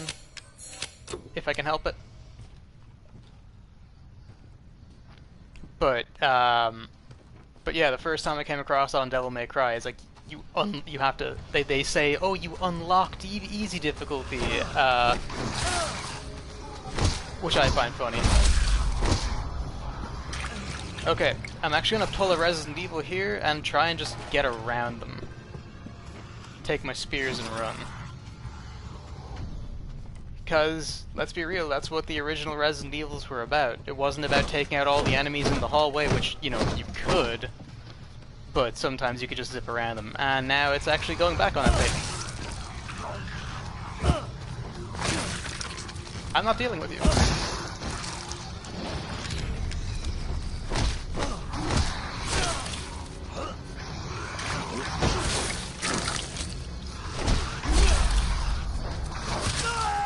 Are they like resistant to the spears now? Okay, I'm not too sure how I feel about that, and here's why. There's no like visual representation of these monsters getting stronger the way there is in their previous titles, like Resident Evil. Actually, the second one, I think, which was the first one that had crimson heads? I think it was Resident Evil 2. Or was it Resident Evil 1 HD Remake? Anyways, there's these zombies called Crimson Heads that you have to burn. And they're called Crimson Heads because they just have red heads. It's like if you shoot them and it's like if you shoot them, it's like they start off having like a normal looking head, but when you shoot them, it's like you shoot the skin off their face and they are Crimson Heads.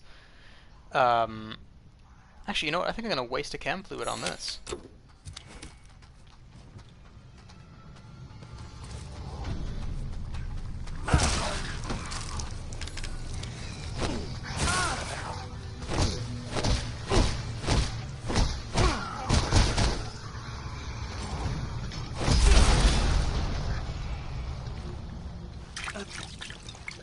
Worth it. No, I think I only have to like fight one more towards the end as opposed to like getting ganged up by all of them. I don't think he's seen me yet, so maybe if he starts moving, I'll be able to stealth attack him.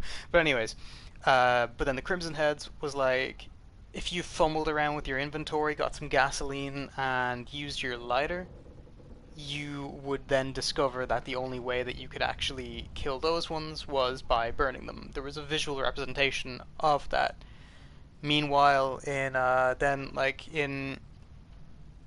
maybe a more modern example would be like Resident Evil 4, I guess more relevant considering it's on my channel. With Resident Evil 4, you can see the Las Plagas actually evolve. It's like you shoot someone in the head, there's a visual representation of them getting stronger by the head, exploding. But then there's the visual representation of them getting stronger by when the head explodes, another Las Plagas monster emerges from their neck. And then sometimes they'll beat you to it before you even have the chance to actually shoot them. The head will explode automatically as a way of saying that the Las Plagas monsters are taking over in anyways. And the person that's inside this shell no longer exists.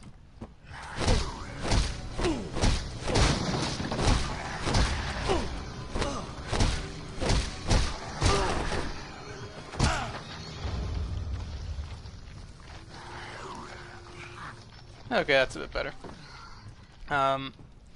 So it's a visual representation of showing the player that the Las Plagas monster is taking over in its entirety.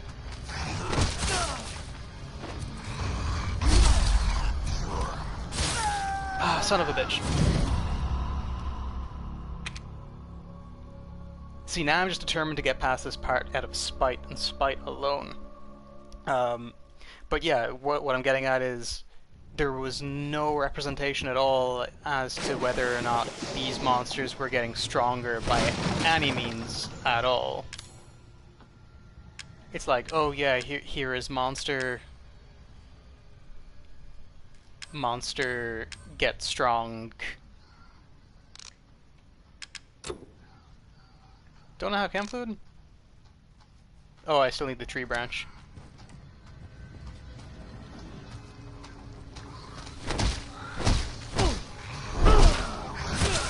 I didn't know there was RNG mechanics in the collection.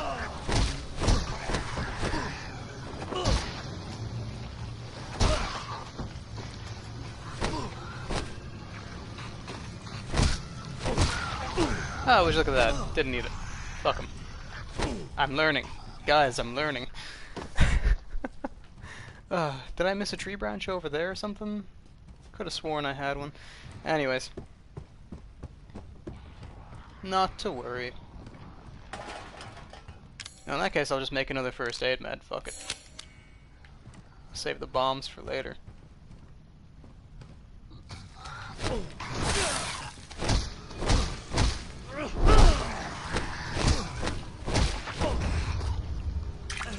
Oh, I didn't mean to do that.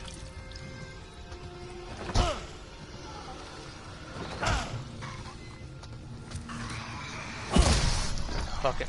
I'll make another.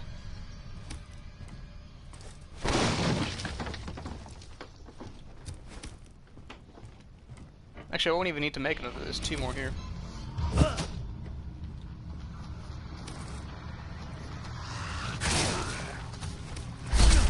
God fucking damn it, he keeps stun locking me.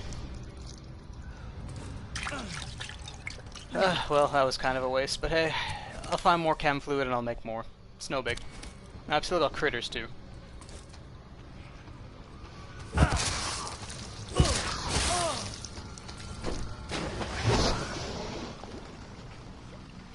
I swear to God, if the original enemies respawn, I'm gonna be real mad.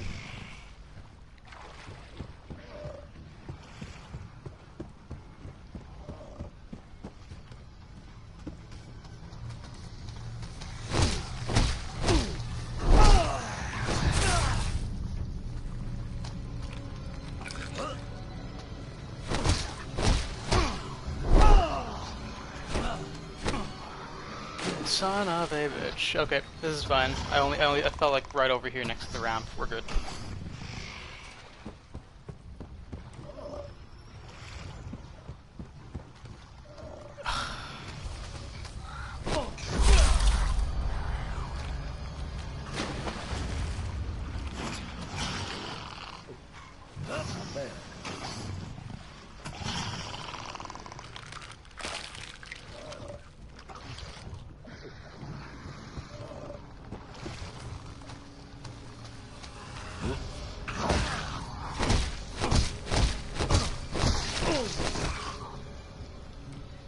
Alright, I hope the original guys just don't fucking respawn, because that's just false difficulty. For the sake of it. I will take that other effigy, though. Finally.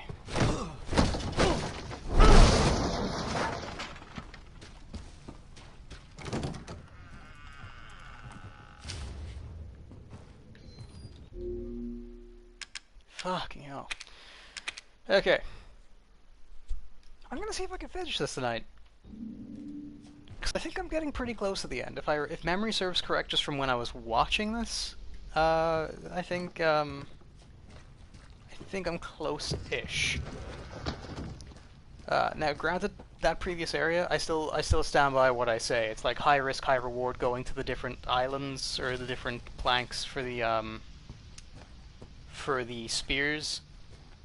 Still pretty glad I didn't, but I also stand by what I said about falsified difficulty by just making the enemy stronger in one particular area for no fucking reason. Like, a boss getting progressively stronger from you beating the crap out of them, or progressively weaker from you beating the crap out of them. That is, like, that's entirely different because there is progression, where it's like, with this, it's like molded monster weak, now molded monster strong. You know, it's... I don't know, I feel like the Chris DLC highlighted it better in saying, like, oh, look, these things have stayed here so long, they're evolving, these ones are growing like white boils that make them, that they're like armor, and now they're getting stronger as a result, now you need special bullets. It's like, yeah, I can understand that. Where here it's like not even a design thing changes. It's just like same fucking moldy monsters, but now they hit harder, faster, and they take more of your health. You know? Are these stacking? Cool, they're still stacking. I was wondering if they'd go the way of healing items, in that they would get up to like 10 or something like that and create a different stack, which I'm also perfectly okay with. Obviously every inventory system needs some form of limitation.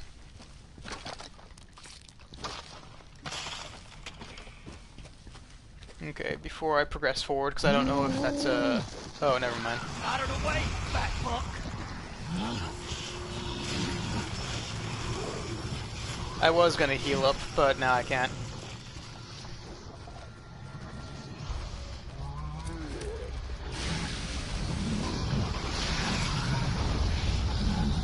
Can I cheese this area by punching through? Oh, great.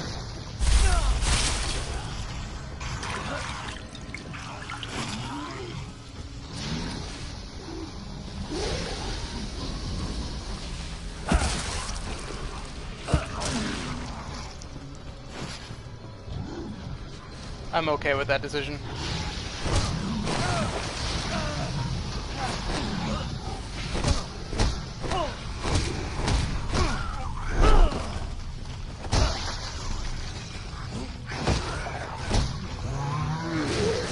Fuck, okay, yep. That was just down to me being damn unobservant, so... Again, I can make peace with that.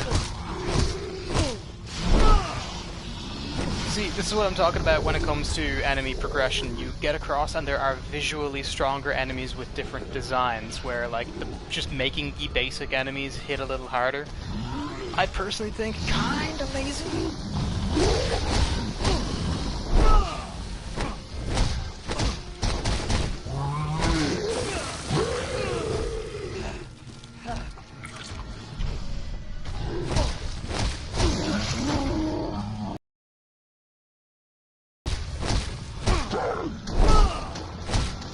I think that's kind of the biggest problem that this game actually has, is that the variation in what you can fight is very few and far between.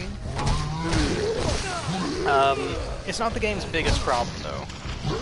Like, I can live with it. It's still entertaining, and I still thoroughly enjoy it.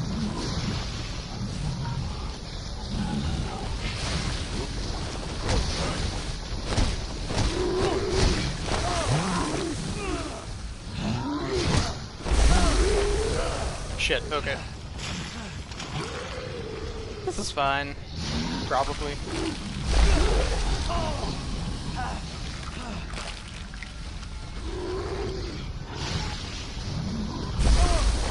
Fuck's sake. I wasn't even for fuck's saking the game that time, I just knew that was gonna happen.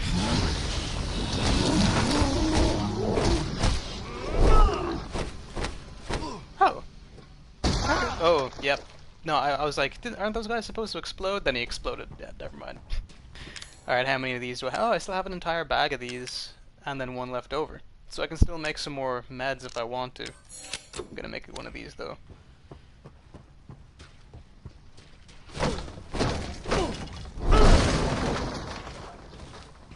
Now, I'm about to get the ridiculous anime arm now in a few minutes, I think.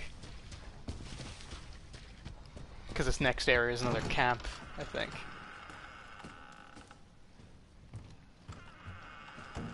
It's a goddamn sacrilege.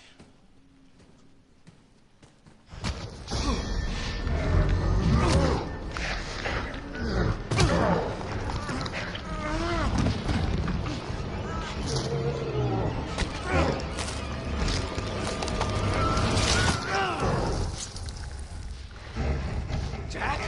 What the fuck?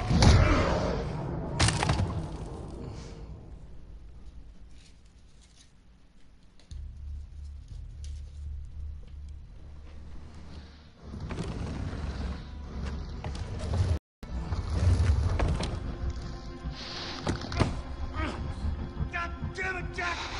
Don't you remember your brother?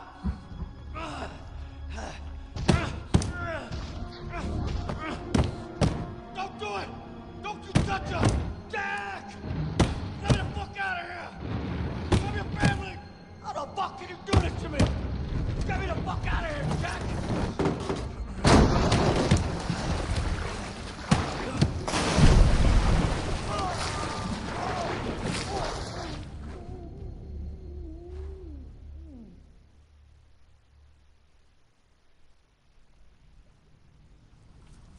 As someone who actually does have a phobia of, like, open water, the idea of that scares the shit out of me.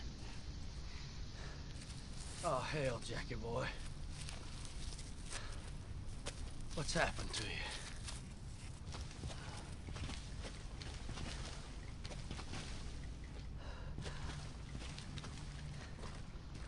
Now, do I still have my inventory?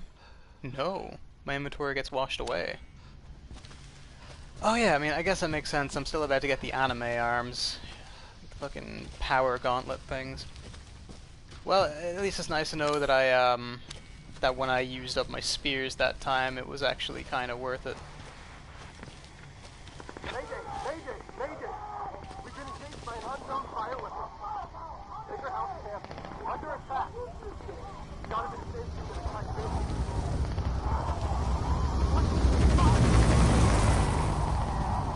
Stop going down! Move back! There you are, you son of a bitch. Let's do this.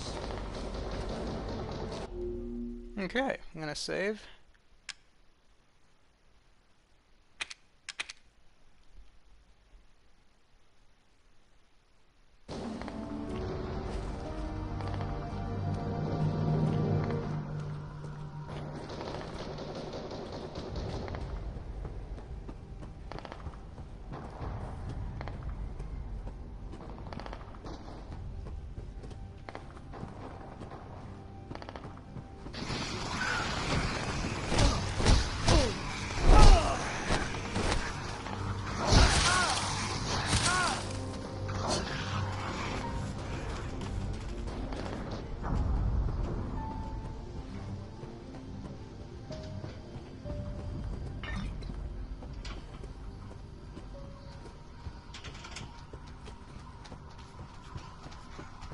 Okay. How am I gonna do this without the effigies? Because at this point...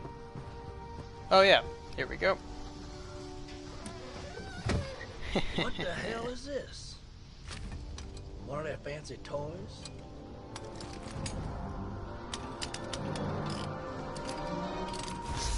Ready for use. It's so ridiculous, and I love it. Charging. Charge complete. Charge complete. Charging. Charge. Now, this for a lot of people, this is where they tapped out. And don't get me wrong, I get it, but you're also wrong. Charging. Charging. Charge complete.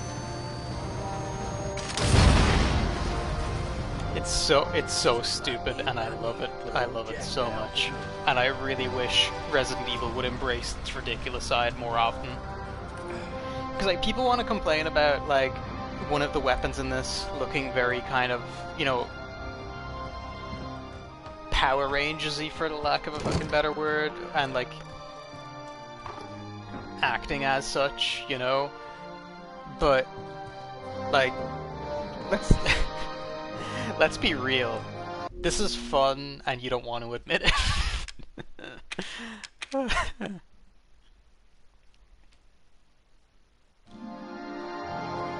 It's like, this is also the game series that gives you an ending of blowing up the tyrant and flying off into the fucking sunset in a helicopter.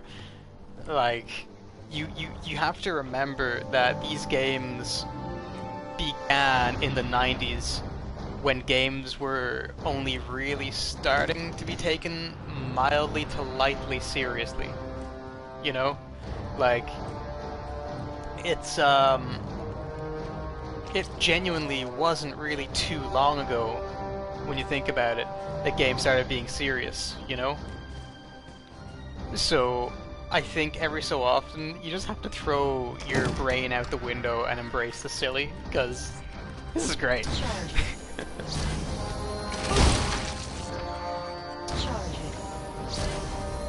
Charge complete. Oh, I was hoping it would knock the door down. Charging. Charging.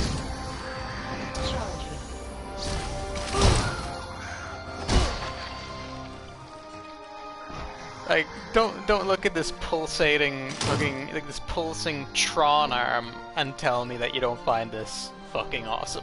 Because, like, here's the thing. I feel like the people who say that this is ridiculous clearly haven't actually played it. They've just watched it, because, like, this is just fun. This is just, like, video game goodness. This is what a game should do. Give you an interesting and compelling enough story, and then, like, just let you fucking let loose. And I feel like that's one thing that Capcom is generally pretty good for, because they give you the option to have, like, an infinite launcher. Like, I was like, I don't even care that I died. I get to go back and beat the shit out of them with a Tron arm in, like, a whole minute later. This is fine for me. But, like, that's the thing about Capcom. When you finish the game and you, like, get a bunch of rewards or pay for the rewards, I'm not going to throw shade at you if you pay for the rewards, I don't really care either way. But if you, like... If you, like, play through the game enough, you can unlock, like, an infinite rocket launcher or something like that, or, like, even in Resident Evil 4, you could just straight up buy it in Story Mode Plus. But,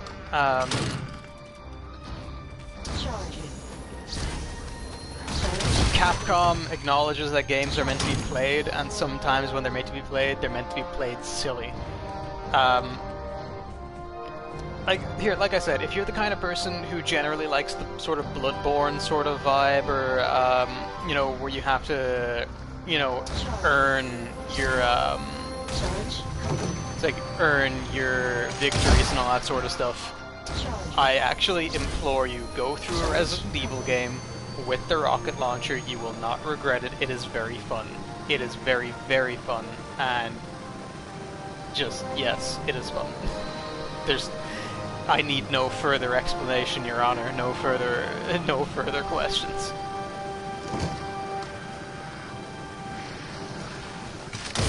I said, get out of my way!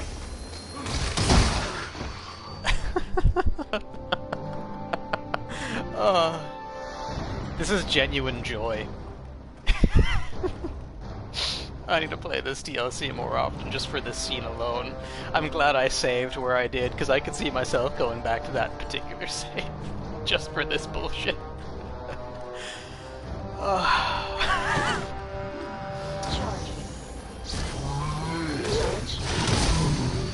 It's like, this one guy that gave me so much trouble in the graveyard just a few minutes ago is like, one shot. I mean, again, I forgot that he explodes, but I don't care. I have my power gauntlet and I don't care.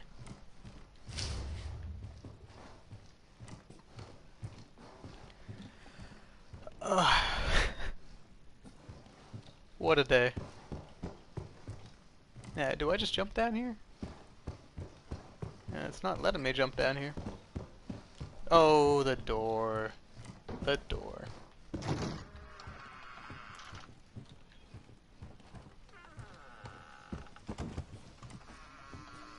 He's gotta be up ahead.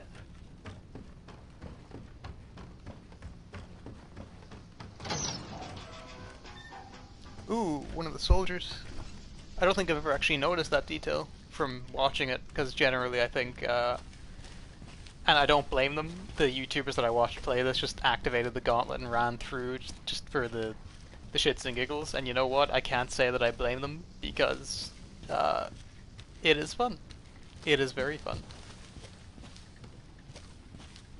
Now, having said what I said, do I think that the Resident Evil games should go with this silly notion forever going forward? Jesus. God, no. No. happened Like, here? that's just not what it is. But, like, there comes a certain point of the game, you beat the main story, you beat a DLC, and now it's like, what if we just let them fucking go for it? You know? Lost inventory has moved to the item box. Okay, cool. So all the shit that I collected earlier can be taken back. Analyzing the tissue samples believed to be from Jack Baker, the cells exhibit extraordinary resilience to physical and chemical damage. Babble, babble, babble. Pathway achieved. Forced cell division, quick regenerating. Repeated cell division quickly leads to the breakdown. Science stuff. Working on samples from the other family members do not exhibit the same extreme regenerative properties. Symptoms may differ from subject to subject. Further study required. Okay. Oh, cool, I can make more meds. Alrighty. Now, can I get this shit back?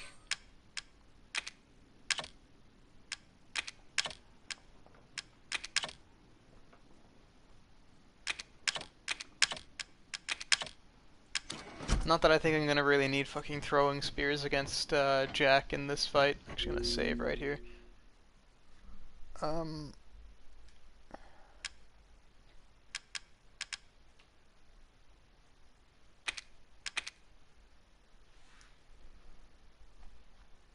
Just, I mean, I'm gonna say this now knowing full well I'm probably gonna end up needing a fucking spear. Watch.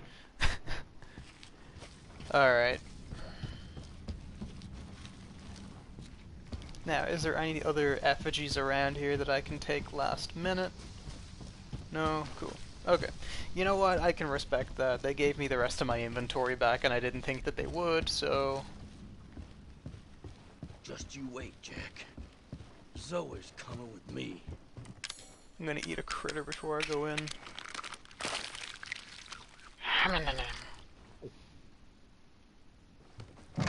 Zoe! Zoe, so I swear to God, I'm gonna get you now in a second, but I gotta manage my inventory, Zoe.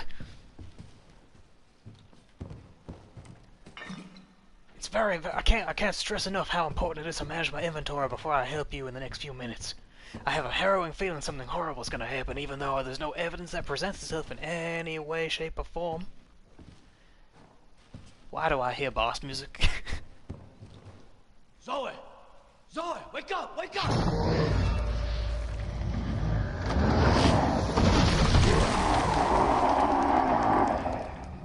Yoda's the rabid dog now. Okay. Bring it on! That's what we're dealing with. Okay.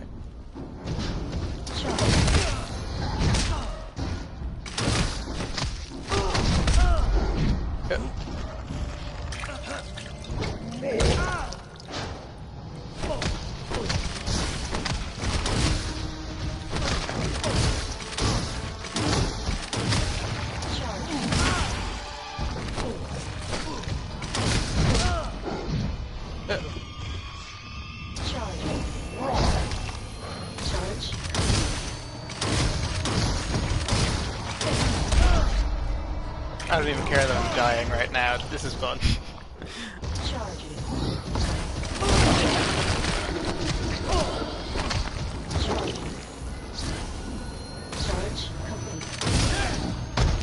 remember me, right? You remember the time I broke your nose when we were kids? You remember when I clotheslined you into the swamp?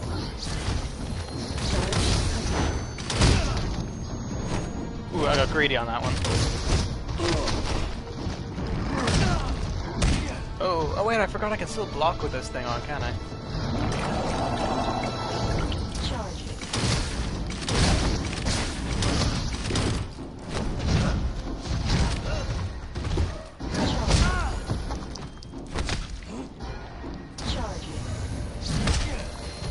Shit, I got greedy. I got greedy.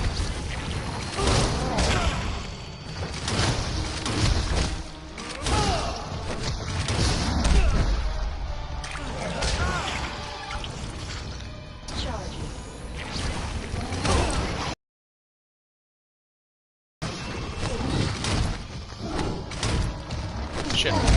Yeah, I'm getting too cocky. I gotta let the ego deflate.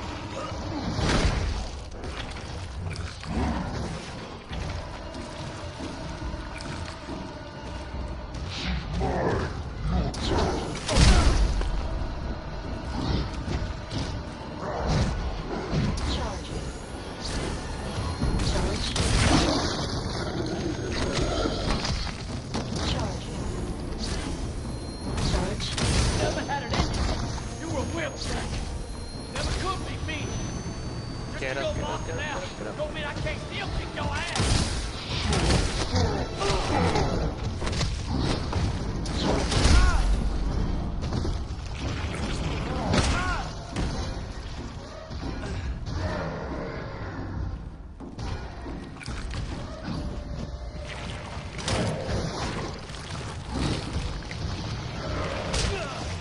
Okay, I needed to try and heal there, genuinely. Hey, you ain't cheating now, ain't you? Okay. I'm pretty happy with how far I got in that fight alone. I'm gonna see if I can finish it tonight, though. Genuinely, like, I want to finish this tonight. I don't want to have to go into another part, considering, like, I did basically restart up that fucking Chris DLC just to do the last boss fight, which is why I'm trying to justify it by going into this, but I don't want that to happen again, because what? I go straight back into this and then don't know what to stream afterwards some other day. Not even knowing if Sony's gonna fucking work, so yeah, fuck it. I think I can get this done tonight.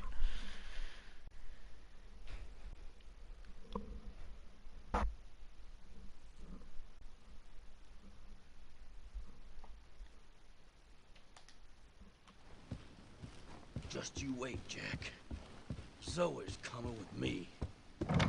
Zoe!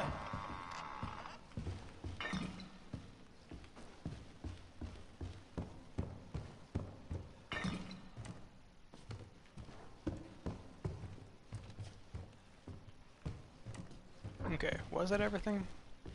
Alright.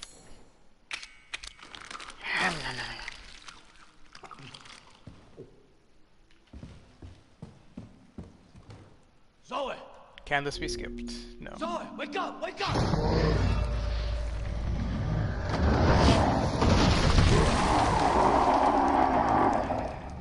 Yoda's around the dog now. I'm gonna put down Yoda. Bring it on!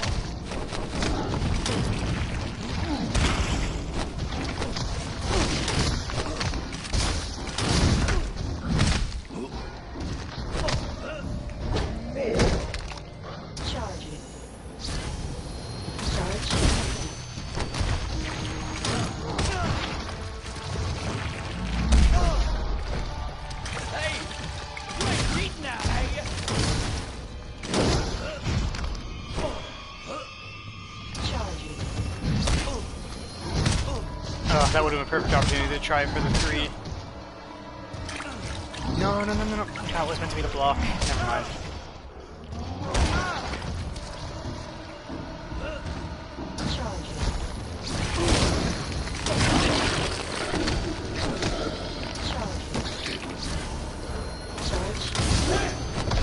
You remember me, right? You remember the time I broke your nose when we were kids? You remember when I rolled on you into the swamp?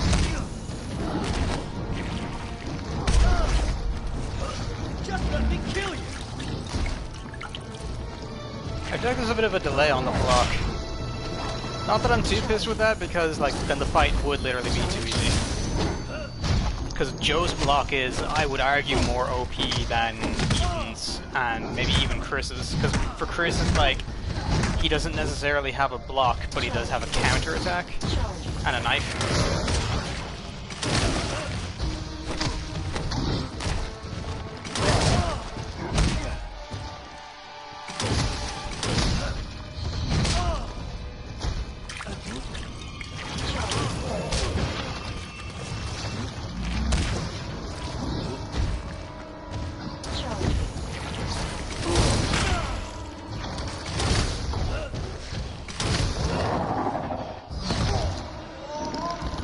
What in the world? Ooh.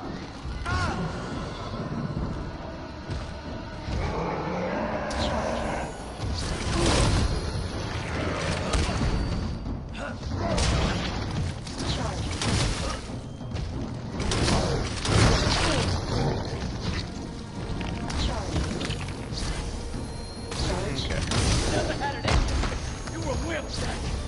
Never could be me. Just to go lock him down don't mean I can't still kick your ass.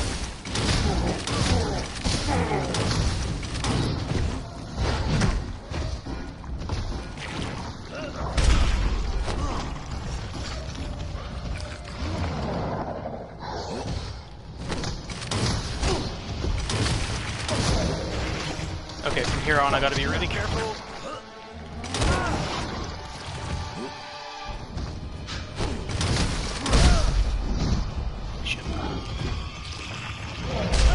Shit.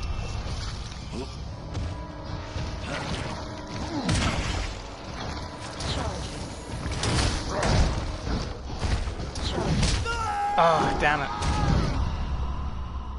I'm pretty sure that was close to the end, too.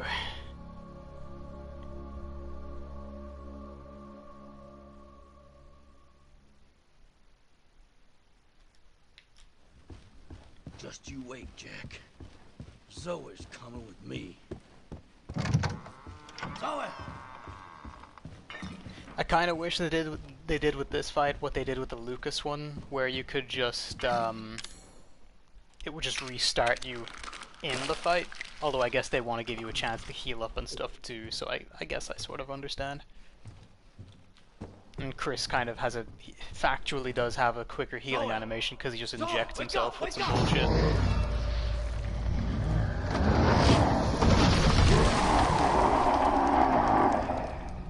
You're just a rabid dog now.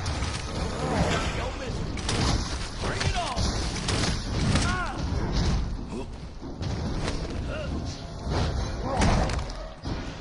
Charging.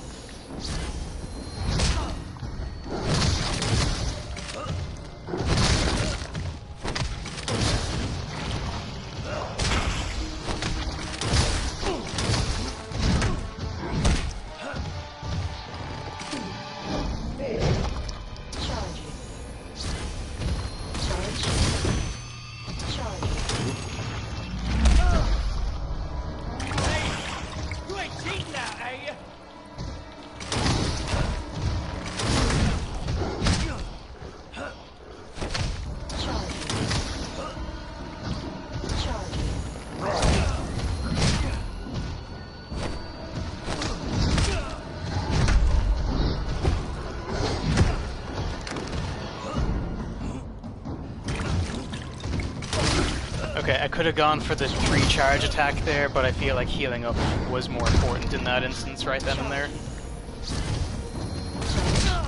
Damn it.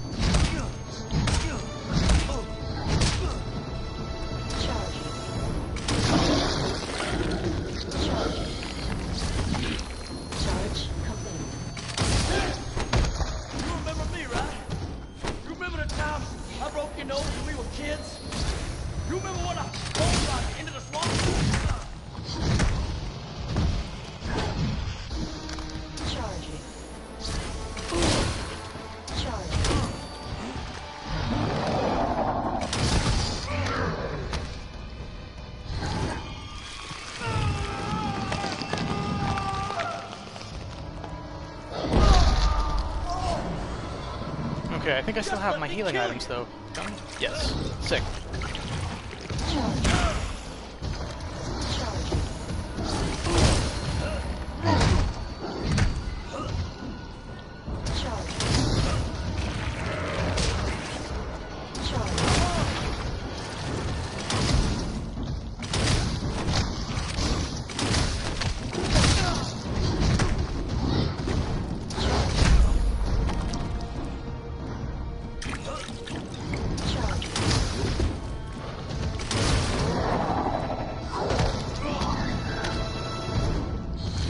Oh, don't tell me that's gonna put me right back in critical.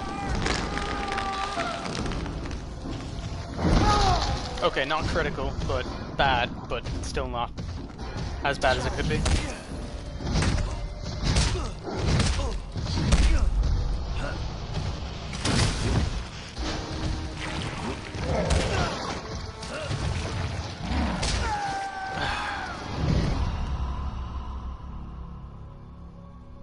Lower dip the fuck off. No. No.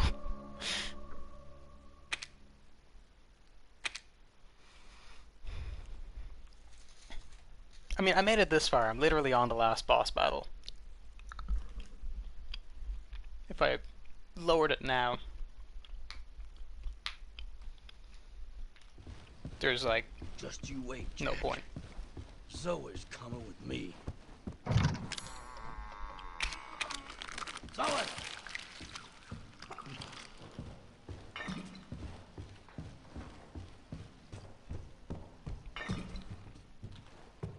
Okay. I think I just need to stop getting greedy about my punches, Zoe! but I also need to Zoe, stop wake second up, guessing wake up! as well.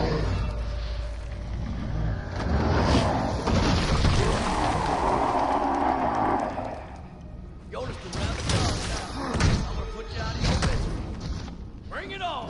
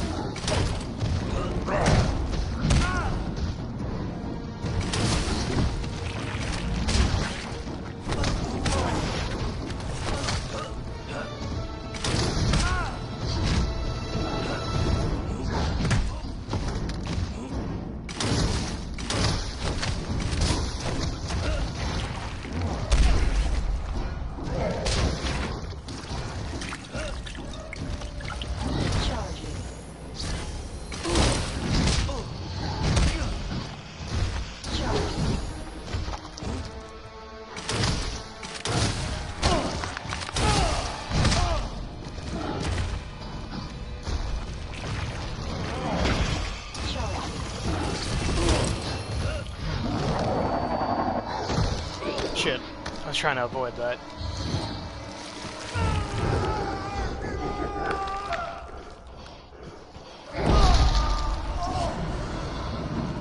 Hey! You ain't cheating now, are you?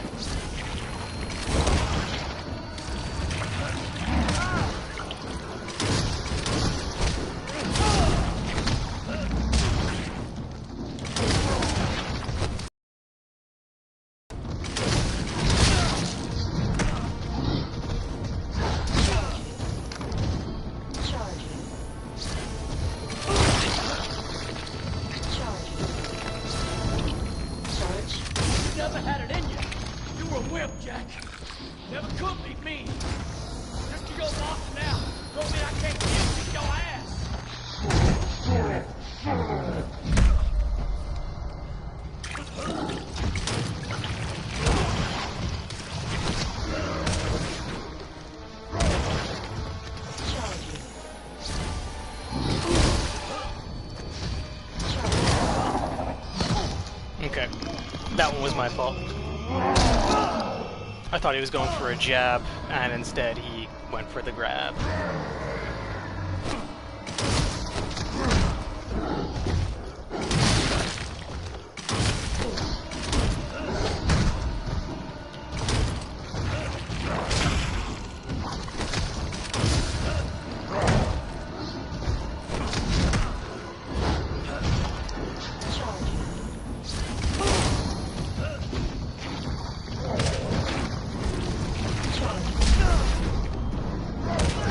Oh, shit.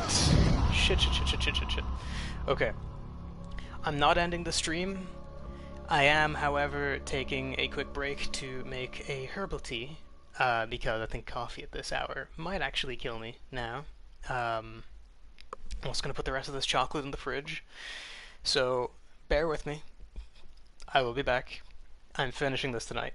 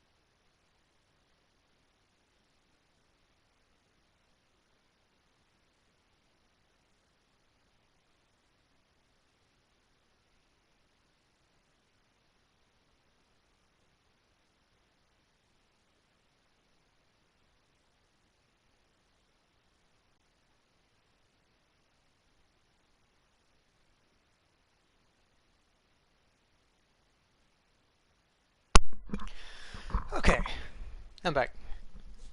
I feel better now, having made that. Turns out I just needed a herb mixture in real life, too.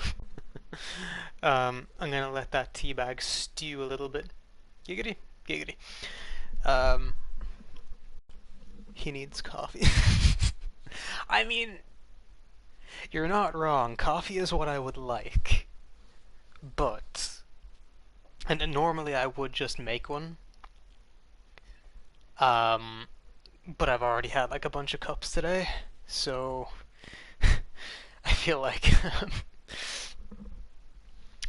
even I should have a limit.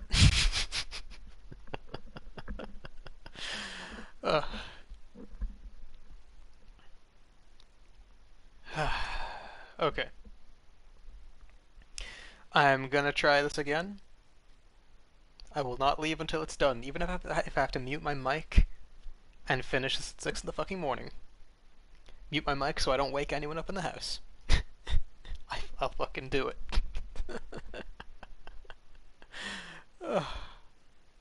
Okay.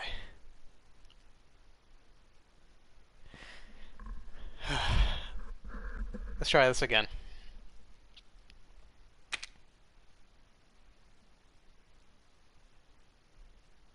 I just remembered that I have a bunch of spears.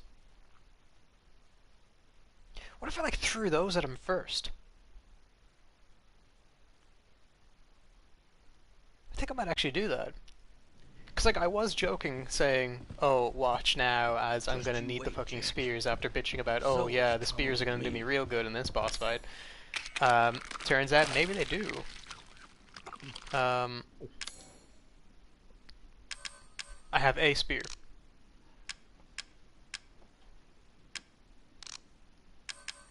Okay. I can't really make any others, but I don't have any bombs. But hey, fuck it.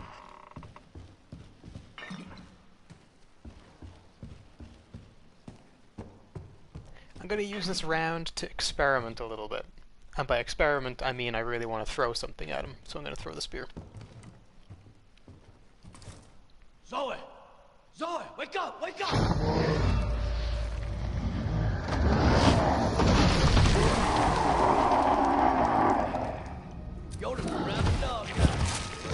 Okay. Update. It did nothing.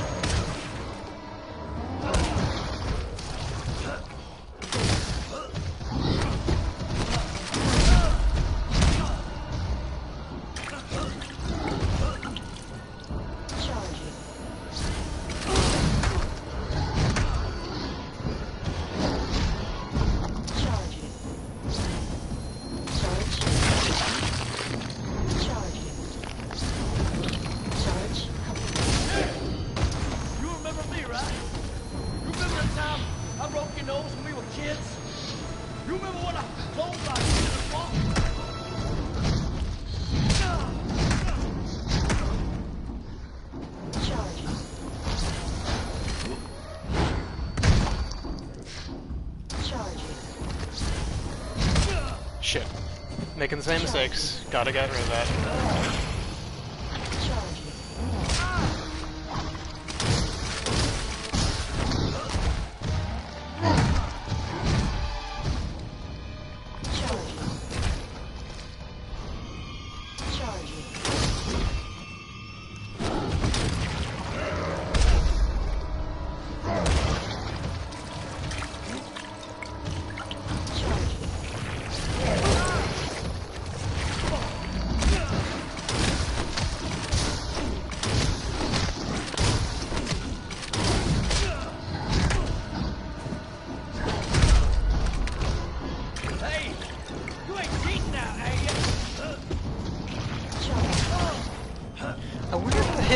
X's on his body actually have a difference?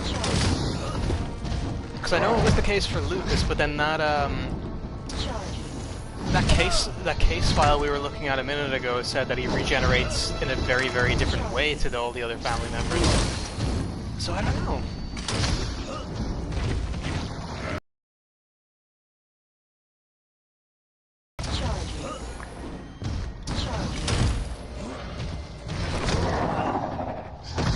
Okay, yeah, that could have been avoided. That was me.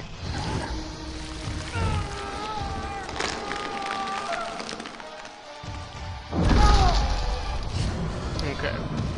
This seems to be where I always go wrong, so I'm just gonna see if I can...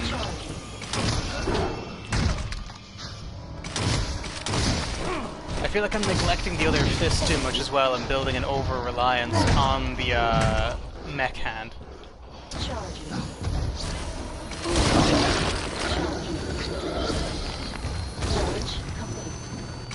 Never had it in you. You were a whip, Jack.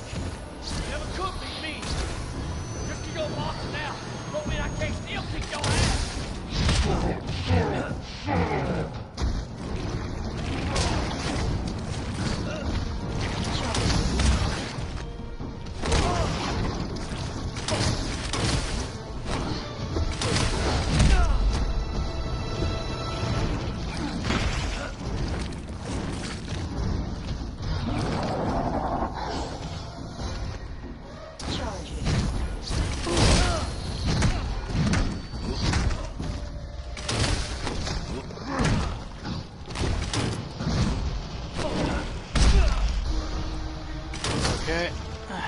I think this is it. As in for me, not for the end of the fight. At the end of the fight for Joe.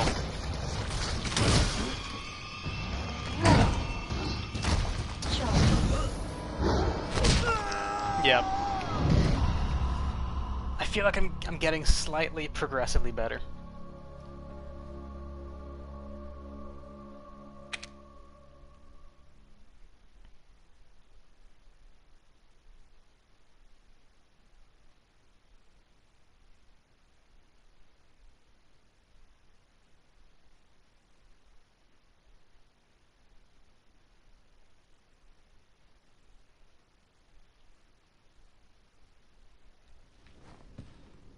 Okay. I'm gonna be that guy and see if I can look around for anything I missed, like an extra healing item or something, because, reasons, I guess.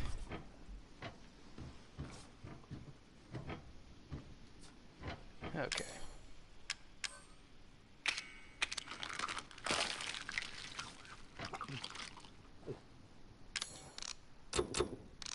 Yeah, no more chem fluid.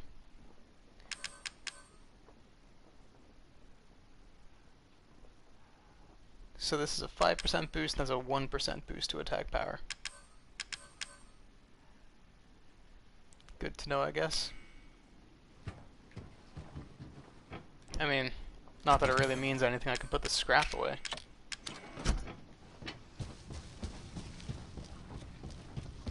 Not that it'll do a whole lot. Alrighty.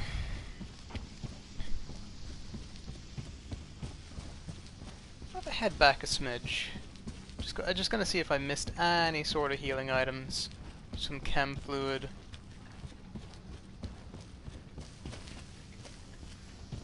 I'm pretty confident that beyond that gate I got pretty much everything I could I mean, like, I was running by some enemies to get here, but still doesn't change the fact that I think I'm confident that I got pretty much everything.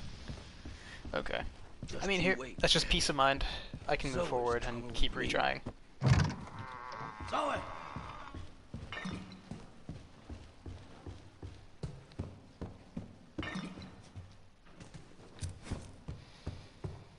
I'm so sorry for you guys who have to keep rewatching the same fucking cutscene. Wake up! Wake up!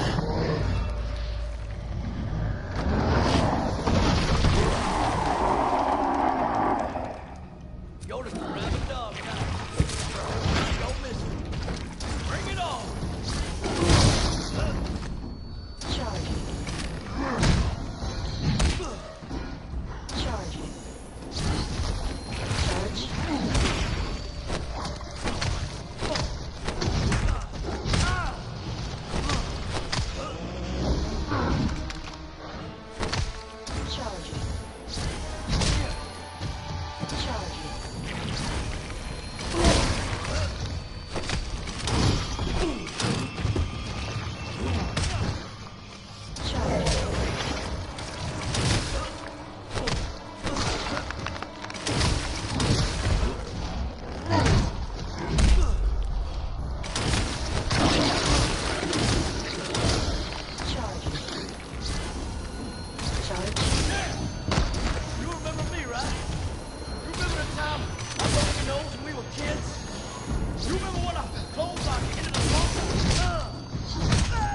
Oh, I thought I healed. Shit.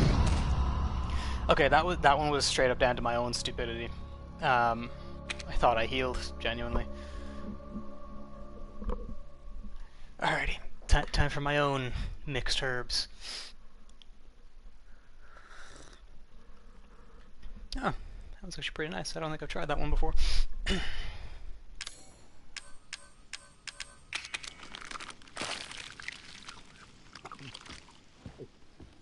Just you wait, Jack.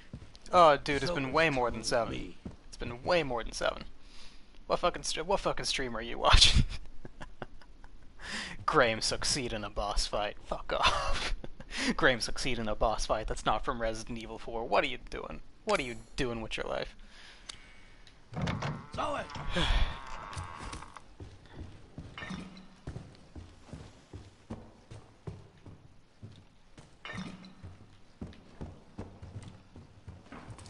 Zoe! Zoe, wake up! Wake up!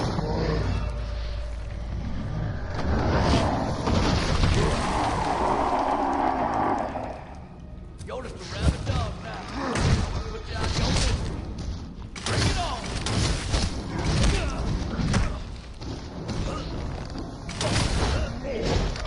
Charging.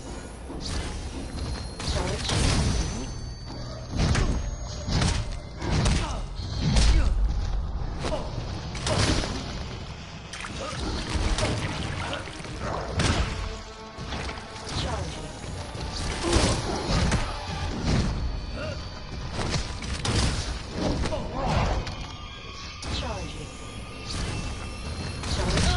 Shit.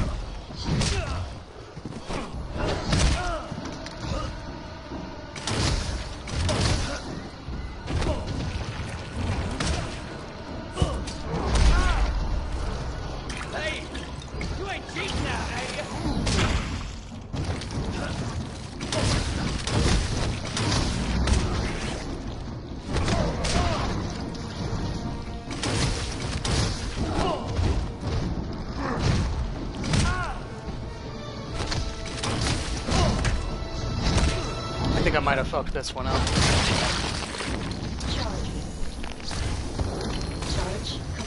Never had it in you. You were a wimp, Jack. Never could be. Just to your boss now. Don't mean I can't kill you.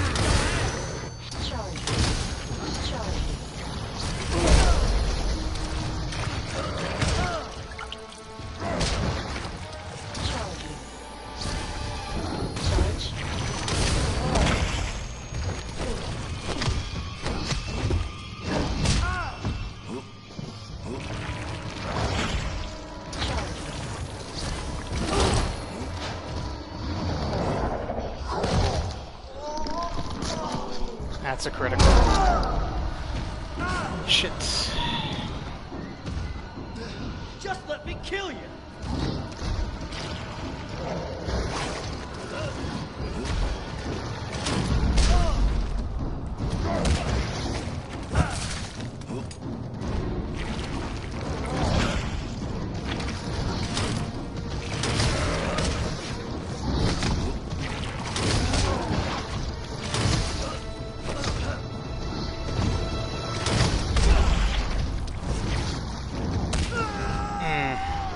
Yeah, I knew once I had to use the second first aid med too early, I was like, okay, yeah, that was pretty much it. Oh, I'm starting to think the spear might do a little bit more than I gave it credit for in the beginning.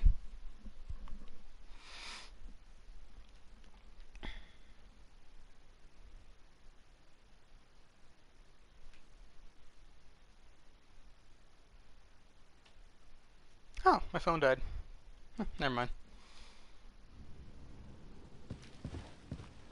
Just you wait, Jack. How's my battery looking? Ooh, I'm on 1 bar. Me. I'm on 1 bar. Zoe! 1 second, Zoe, I gotta take a snake. Zoe! Zoe, wake up! Wake up! I'm so sorry, guys.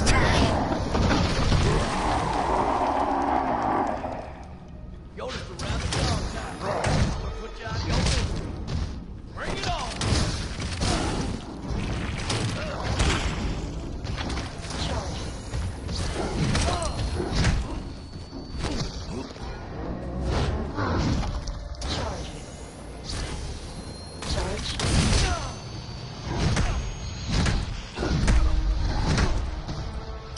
Too early. Too early.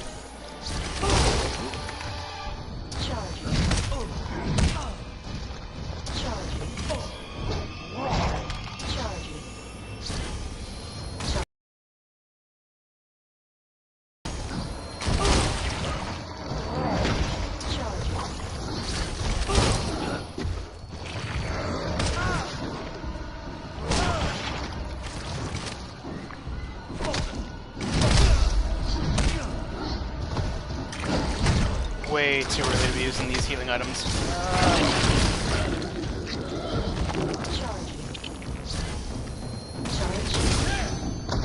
You remember me, right? You remember the time I broke your nose when we were kids? You remember when I rolled into the swamp?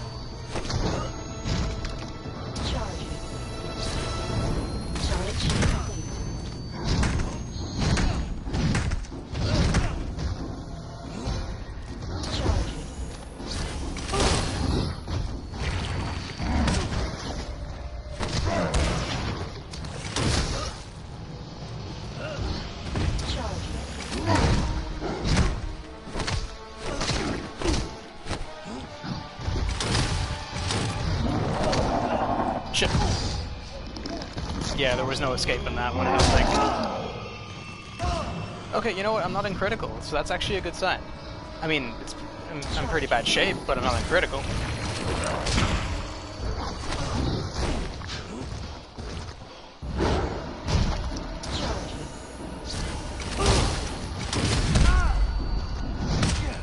Okay, now I'm fucked.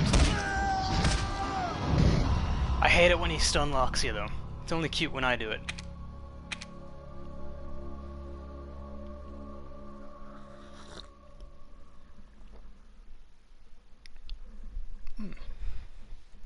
Lemongrass and ginger. Not bad. Not bad at all.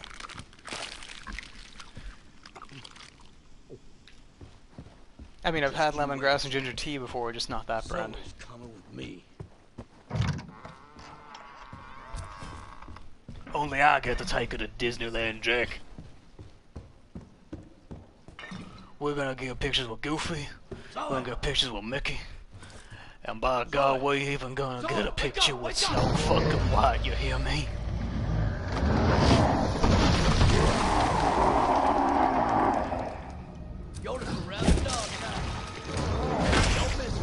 Okay, that was my cock up.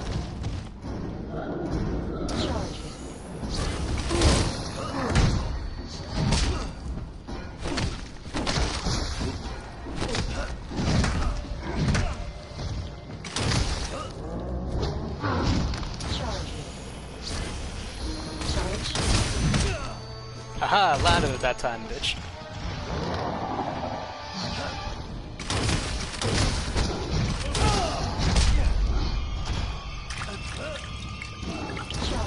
Wait, did he just grab it? Oh wait, no, that's my spear sticking out of this, yeah.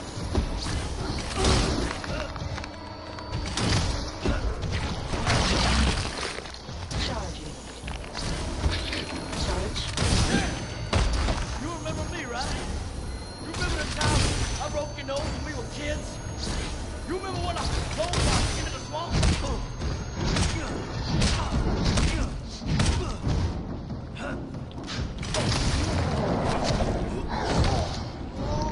I feel like you should be able to block that grab. If you can block all of his heavy hits, there should be no reason you can't clap away his hands. Hey, you ain't cheating now, are you?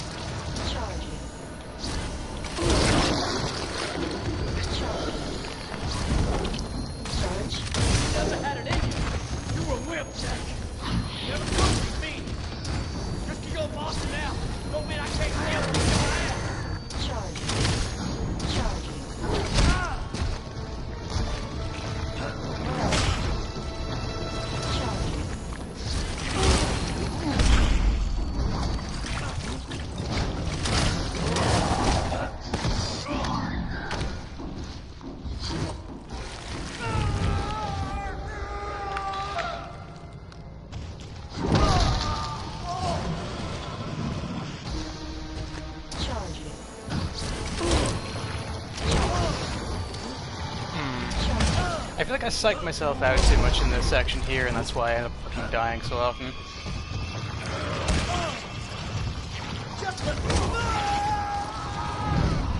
Yeah, it's always around this part, too.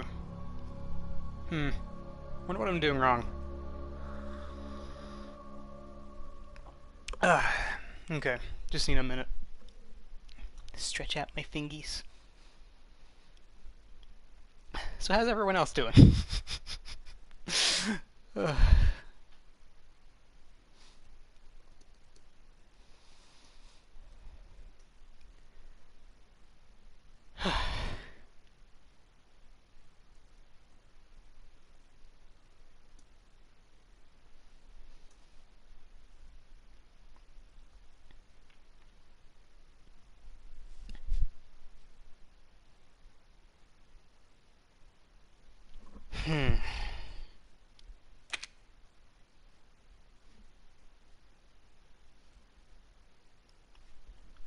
I feel like at this point I was supposed to make bombs or something, but, like, Who needs bombs when I got the sheer fists of a Louisiana native? Just you wait, Jack. Zoe's coming with me.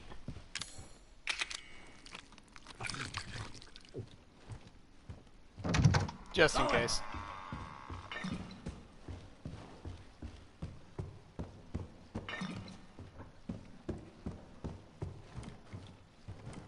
Zoe! Zoe, wake up! Wake up!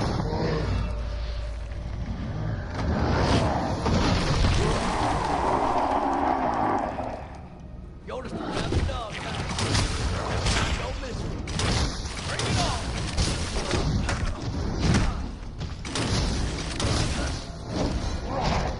Charging. Charge.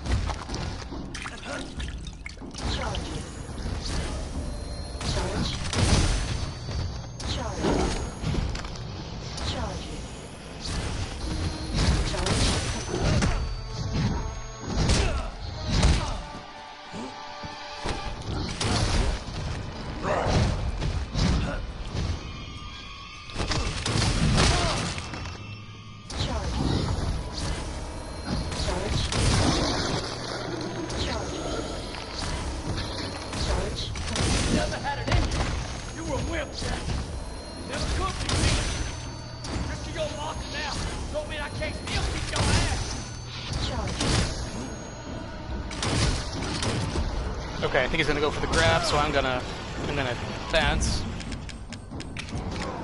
Damn it. I got stuck by the menu.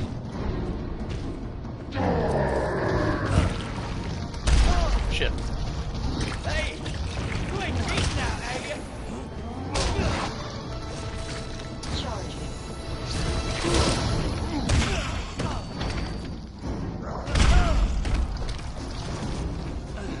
Just let me kill you. Haha! Charging.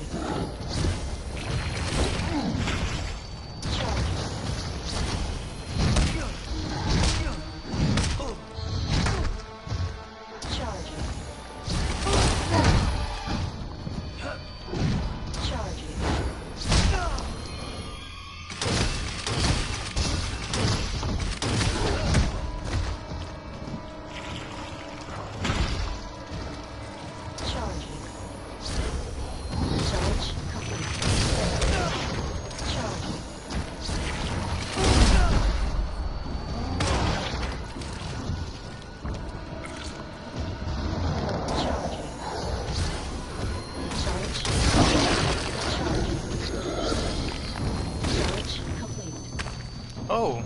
Oh, wait. Did I just... Farewell from the family, brother.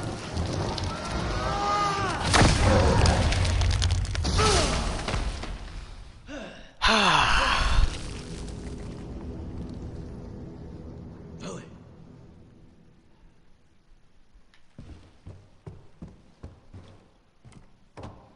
Zoe, hang in there. You're gonna be all right now. Zoe? Zoe! Wake up, Zoe. Joe, what happened? Are you okay? I'm fine. Don't you worry about me. It's all over now. Go, go, go, go! Don't move! Get your hands up! Get down! Weapons down! Weapons down! It's all right. You must be Zoe Baker. Who the hell's asking? Chris Redfield. Been looking all over for you. We're here to help.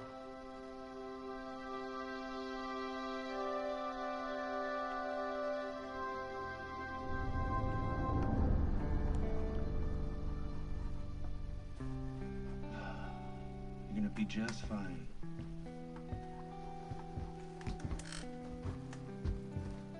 I was trapped with those monsters for 3 years. All of them trying to kill me. I can't believe it's finally over. You gotta know. Deep down somewhere, they were still your family. And they loved you. Especially your daddy. Even in his final days. We found her. She's a tough kid. Of course. Hang on. Someone wants to speak to you. Zoe. Zoe, are you there? It's you. I don't believe it. You actually made it. We both did. You didn't forget about me. I told you I'd send help. And I always keep my promises. Thank you, Ethan.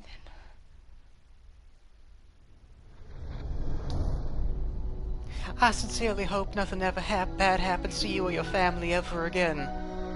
Chris laughs in Redfield.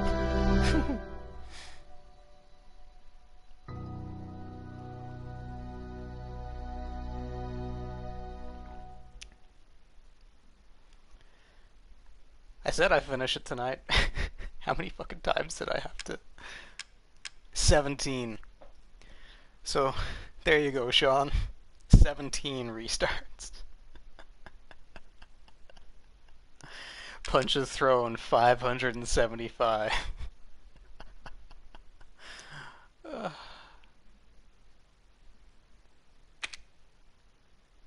Extreme challenges. No, thank you. No, thank you.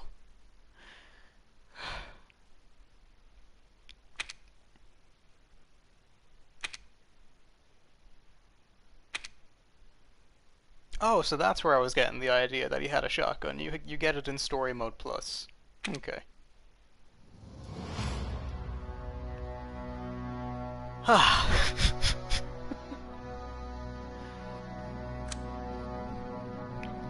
Okay.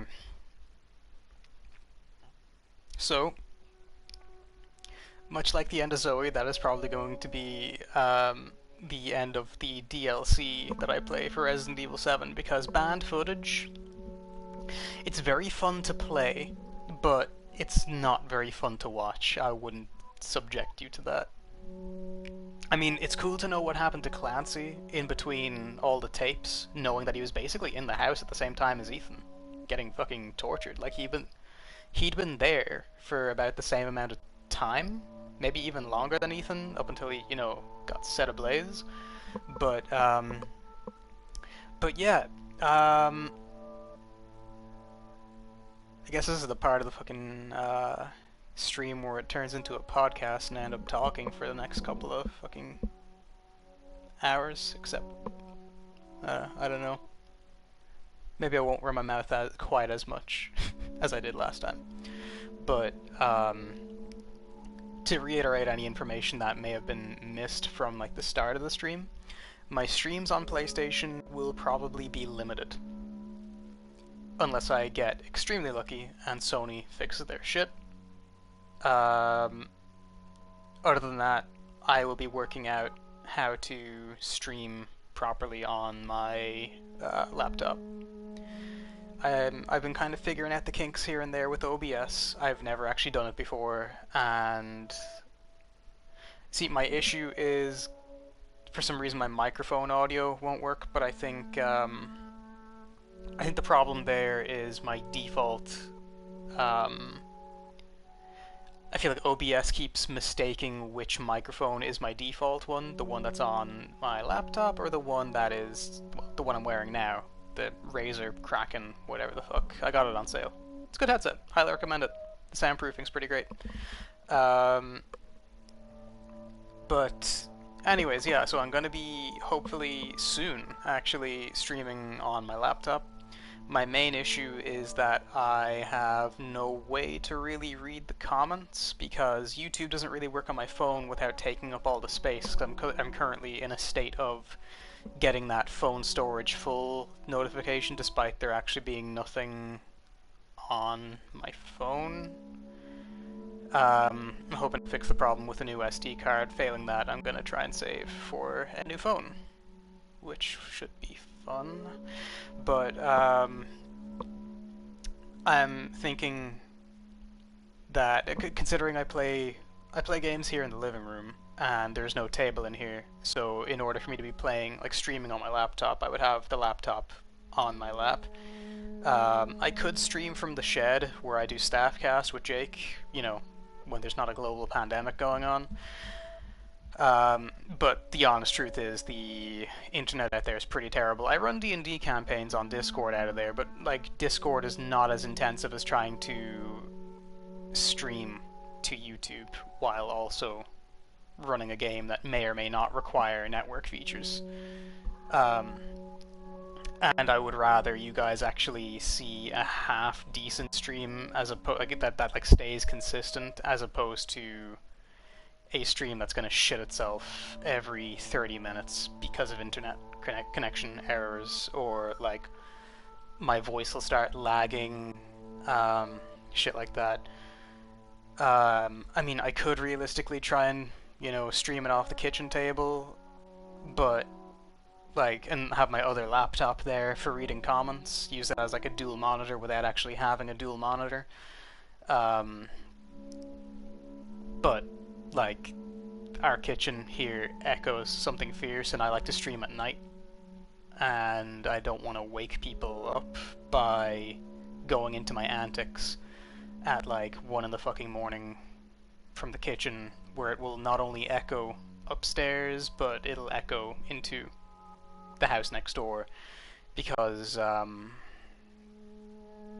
these walls are thinner than crepe paper. That's right. I hear everything. I hear everything, neighbors. Everything.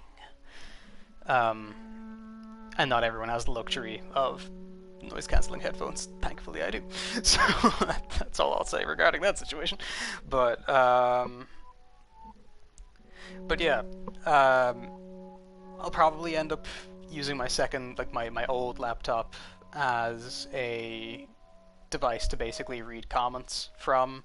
I really wish I could do it off my Nintendo Switch, but in order to do that, I would need an overlay, and at that point, if I have an overlay, I might as well have the comments coming through on the overlay, but like, fuck that, because I still need to be able to play the game and see the game, and it's one thing having an overlay while playing on my TV, because, you know, it's big enough that I can still see the game in full quality, and also the comments to the side, but it's also pretty distracting. I'd rather just have like a second screen that I can look down to and, oh, comments, and then back up. Granted, when Resident Evil Village comes out, I will not be looking at comments full stop, because people are assholes. They will post spoilers in the live chat as I'm playing, and I don't want to know spoilers, especially for this franchise. Like, if it's Devil May Cry or something like that, like, I love that franchise to pieces, but if you spoil something, I probably either saw it coming, or it'll be so epic that I won't even care that I knew it was happening. But when it's Resident Evil, I know those games can be quite predictable, but, like, it's Resident fucking Evil. It's my favorite gaming IP, so I want to know jack shit going into Village. So I will have comments turned off for that in its entirety. Like, if it's something like Resident Evil 2 or 3 remake, it's like, I don't care about comments if I was playing that the first time and streaming it, because I've already played the first two original games, like the 90s ones. Granted, I didn't play them in the 90s, but I played them. So it's like, it's not like I'm gonna have, oh, you're spoiling a game from the 90s that you already played, oh gosh. You know, like, it's not gonna be one of those situations. Like, Village is a new game, therefore I want to go in with as fresh eyes as I can, because when it came to Resident Evil 7, like I said, I had no access to the game when it first came out. I didn't have a job at the time. Or, well, I did have a job, but, like, I was working in a stadium, and that work was very irregular. It was, like, temporary part-time event-by-event basis, or at least that's what I put on my tax cert. So they couldn't, you know, tax me on it. So, yeah, that's, it's like that money that I had was either going towards college tuition, or it was going towards, you know, living. So, so yeah, I didn't have access to RE7 for quite a while, so I ended up watching, I knew I wasn't going to have access to it for quite a while, so I watched another fantastic YouTuber. I'm not too sure I could call him a YouTuber anymore, because he posts his streams on YouTube, but he streams from Twitch, formerly Mixer. He used to use Mixer a lot back when it was called, oh shit, what was Mixer called before it was Mixer, before they went bankrupt? It's like Blip TV, you know, Blip, I don't know. I'm probably getting that wrong too. But anyways, Swing Point is his name. Highly recommend him. Very, very fun commentary. Super nice guy. Just really, really overall very chill. And probably one of the better people to watch play Resident Evil 7, because I don't think, like, prior to RE7 he hadn't played any other RE games. At least I think I remember him saying that when he was playing the second and third remakes. So yeah, if you're kind of new to Resident Evil, like I said, if you look at it through the eyes of someone who has never really played one of those games before, it is my favorite thing. It really is my favorite thing, and my favorite thing is introducing people to these games as well. I feel like Resident Evil for me is like My Hero Academia for my buddy Jake, co-host from Staffcast, because he will get people to watch that show in a very non-condescending way, and then you'll actually enjoy it, because I feel like half the reason most people don't watch MHA is because the fandom is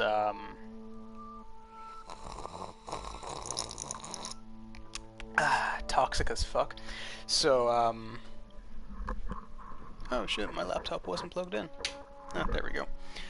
I just realized my low battery message just came up, so hey, I think I just finished the stream, well, finished the game just in time. I'm gonna keep the stream going just a little bit longer. Get your money's worth of, you know, the whole price of nothing.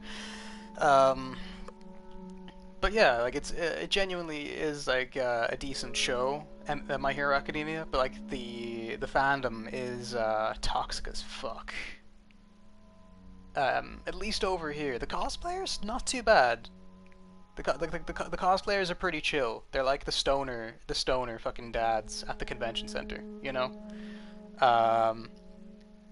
Actually, I can almost guarantee if you feel unsafe at a convention center, look for the MHA cosplayers. They will take care of you. They will protect at all costs if there are creeps creeping you out.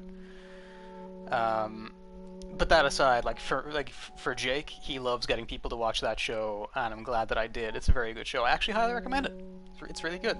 It's a lot of fun. It's very sweet, sad at moments. You know, it's very reminiscent of. It's a love letter to old school comic books. Really, like if you're kind of burnt out on Marvel, DC, Walking Dead, big company names. Like granted, for manga and anime, Shonen Jump is a big name, but like if you're just looking for something fucking different and you're burnt out on, you know, Western culture, movies and TV show, I recommend MHA.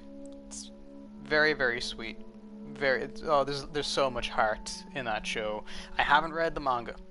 I heard that's a lot better. Like generally, it is argument as old as time. Book better than movie, sort of, you know.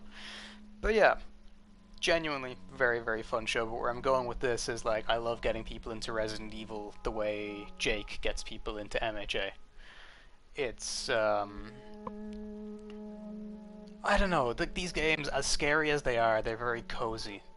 And like I was saying in one of my previous streams, it's helped me become patient with people, and it's gotten me through a lot of crap, and especially over the pandemic, I still, to this day, find it quite ironic that a game about continuous biohazard attacks is getting me through a pandemic. but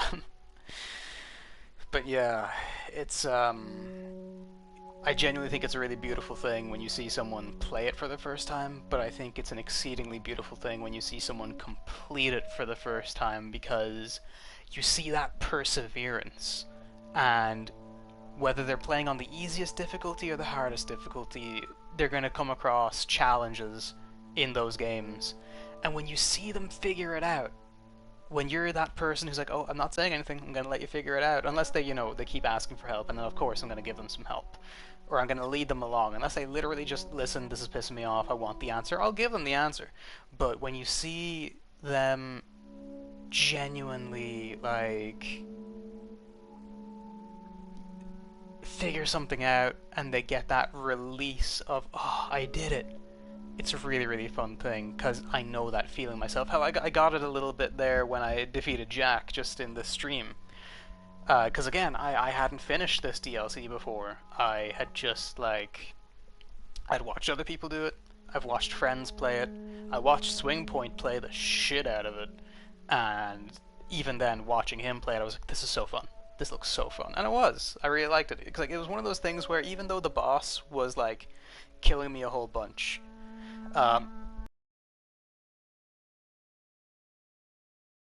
was with Lucas, because fuck Lucas, I hate that guy. I mean, he's great. He's got that whole Riddler thing going on, where you're supposed to hate him. Jack, he is built to annoy you, but obviously there's the tragedy behind that, you know. But that's neither here nor there. What I'm getting at is the boss fight. First of all, very good boss fight. Especially considering the lead up to it is just such a fucking ammo soak. Like, that part in the bayou, still maintain very well thought out area, very well placed, but it didn't leave a lot of room for just audience intelligence to come into play. It felt very, oh, but what if they figure it out too quick? Oh, fuck it, we'll just make the enemy stronger. That's kind of what that felt like to me. And I know purposefully and from a perspective of game design, I'm sure they were thinking, oh, but then it'll make the power gauntlet feel way more powerful when they actually get it. And I'm like, I mean, yeah, sure, but it was gonna feel that way anyways, because like you're after trudging through this campaign with no guns, no ammo, just like spears, seldom found bombs, and so of course by the time you get to the fucking power gauntlet it's gonna feel, you know, great to use, and you're gonna get that release. So I feel like if I had to critique one particular thing about this, it's that part in the area. Very well thought out area. Enemy placement and enemy power, not so much. And if you ever play this DLC and this campaign yourself, you will know what I mean. Like, I'm not really one to make too many excuses when I'm playing something. Normally, if I'm sucking at something, I'll just go, okay, yeah, I fucked up. I'm gonna do it again. Or I fucked up, I'm gonna try it again. Or I fucked up and I'm gonna finish this tonight. And I did. You know? I'm not one to make excuses. At least in games. In my day-to-day life, it's a different story. But, if or when you play this yourself, you will feel a noticeable change. It's suddenly... The controller will feel heavy. You know, and I don't mean that as in like, oh yeah, no, my controller's rigged. I mean that as in like, metaphorically speaking, your controller will feel heavy and you'll feel burnt out because there is an obvious change in enemy power despite no precedence for enemy power being increased.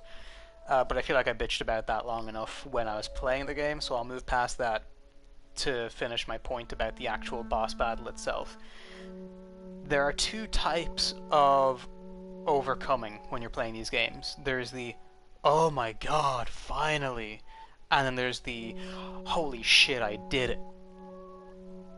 When you see someone for the first time go, holy shit, I did it, it's beautiful. It is one of the most wholesome things that I have seen in the Resident Evil community, from old players, like veterans, to new players who are coming in with fresh eyes, who are experiencing this franchise like for the first time. I'd say the only major issue that this particular community has is that there is a lot of gatekeeping, like any fandom, and there's a lot of elitism within that gatekeeping. Like, I have some strong opinions on Resident Evil, but I'm not about to shit on yours to, like, make a point, you know? I'm not gonna shit on one to raise the other. The only thing that I'm pretty firm on is that the relationship between Ada and Leon is toxic as hell, and they need to cut that shit out. It's getting old. And there's a lot of people out there who argue either that, oh, it's romantic, they love each other, look at the evidence, and it's like, yeah, sure, I get it. I don't agree with it. It's fucking terrible. That is the only thing that I will really kind of put my foot down on. Maybe that's my flaw, you know? But also, the elitism in this community needs to fucking stop, because in Resident Evil Twitter, first of all, it's probably the only time I'll actually use Twitter is to look at Resident Evil fan art and interact with the community, because they're not really active many other places. And yet it's like, it feels like a safe space on Twitter, but then there's always this like small group of chuckle fucks that have to make new players feel shit for not experiencing the games the way they did. Now, obviously, if you asked me tomorrow or today, if you asked me like right now, hey, what is the optimum way to go through Resident Evil? And I will give you my top picks, or I will give you what I think is the most rewarding order to play the games. But my idea of a good way to get into the franchise might not be the same as yours. I could be giving someone the most horrible advice about how to go about it. It's like, I mean, if anyone's subscribed here, they probably are comic book fans, considering, you know, I got my roots in this reviewing comic books and being on a talk show talking about comics and stuff like that. It's like when someone wants to get into Batman and someone immediately says, read The Dark Knight Returns, it's the best Batman comic of all time. It's like, no, it's the most referenced Batman comic of all time. So it's like when people say they want to get into Resident Evil, while the fourth one is my favorite, and it is technically a good jumping on point if you want to get a baseline for what the franchise is, I wouldn't start with it. But then again, me saying that, I could be completely wrong. You might jump into Resident Evil 4 being the first Resident Evil game you play, and you'd be like, no, I think this is a good spot for me. I can just continue from here and continue the story of Leon. I don't really need to know his past. He sums it up in the opening. I'm fine with that, and that's fine. That's cool. My point here is that a lot of the elitists in the community will make those people feel like shit for not being real fans by starting halfway through, you know? I mean, nobody talks shit to Star Wars fans for starting with the prequels. Actually, wait, they do. Yeah, never mind. The Star Wars community is actually pretty shit currently. Huh. Maybe people are just assholes. Although I could have told you that.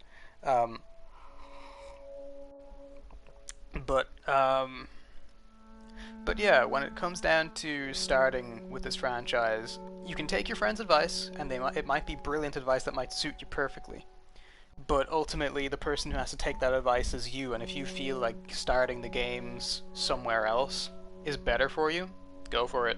I don't really care. There's this really, really nice person in the Resident Evil community. She's relatively new. Again, I'm gonna keep names out of this because, you know, privacy and shit, you know? But in Resident Evil Twitter, there's this really, really, really cool person. Very, very sweet person. She's very, very new to the franchise itself. Like, she's only really seen the CGI movies. She's played, like, a couple of the games. Namely, I think the remakes, like, one of, like, 2 and 3, I think. And then 6, I think, as well, because yeah, it's pretty accessible. Everyone's in it. It's like watching the Avengers movies. If you don't want to watch the other movies that lead up to it, an Avengers movie will get you caught up pretty quick, you know, and that's fine. And, you know, she makes posts saying that she feels like a fake fan because, like, people make her feel that way. Because, like, I feel like people are intimidating this person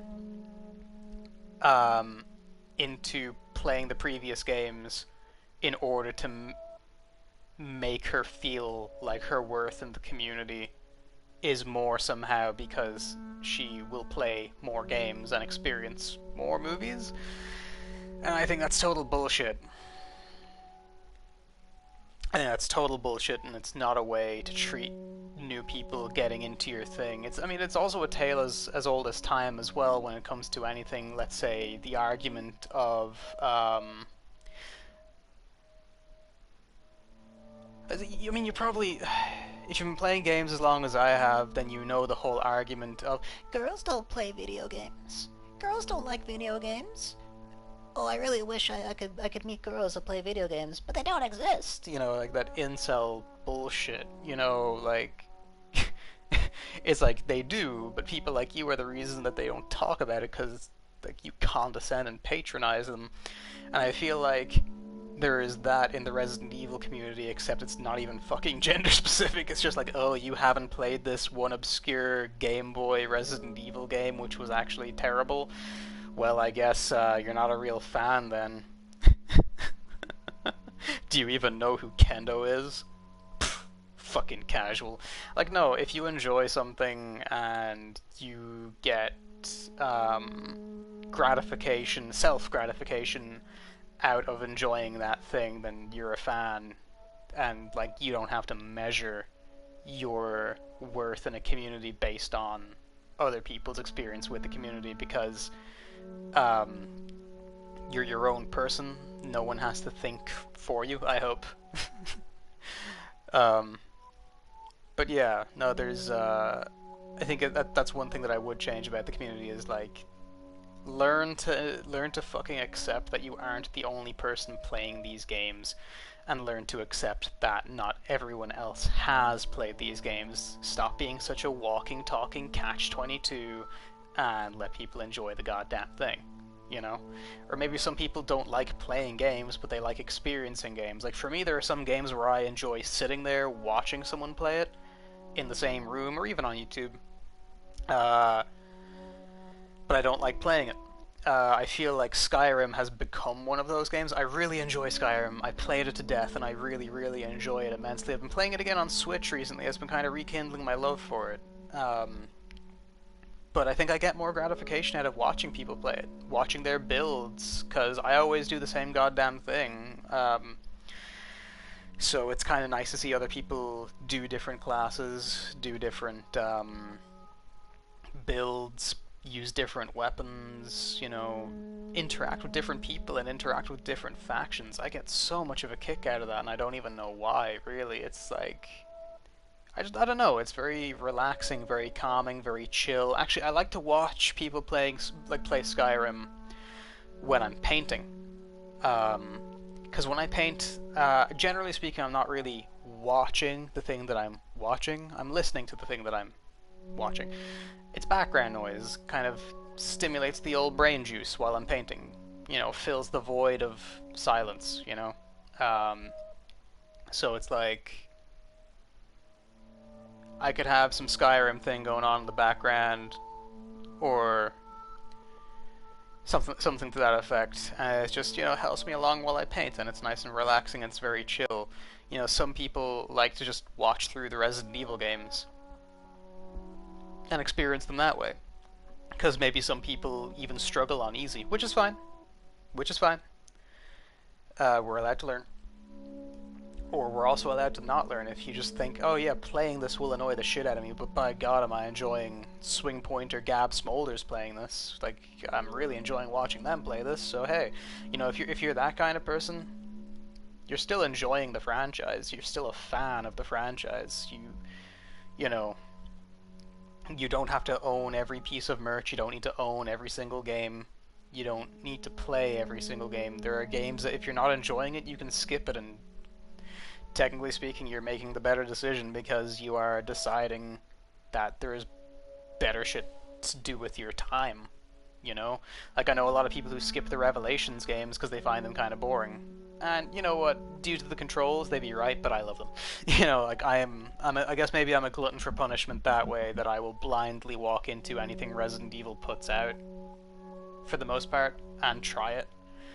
Although I can't see myself playing Reverse, whatever the fucking title's called. It's like, they're turning Resident Evil into like a battle royale. It's like the multiplayer mode basically for Resident Evil Village, for people who don't know. It's like, it's an arena shooter. It's terrible. Oh god, it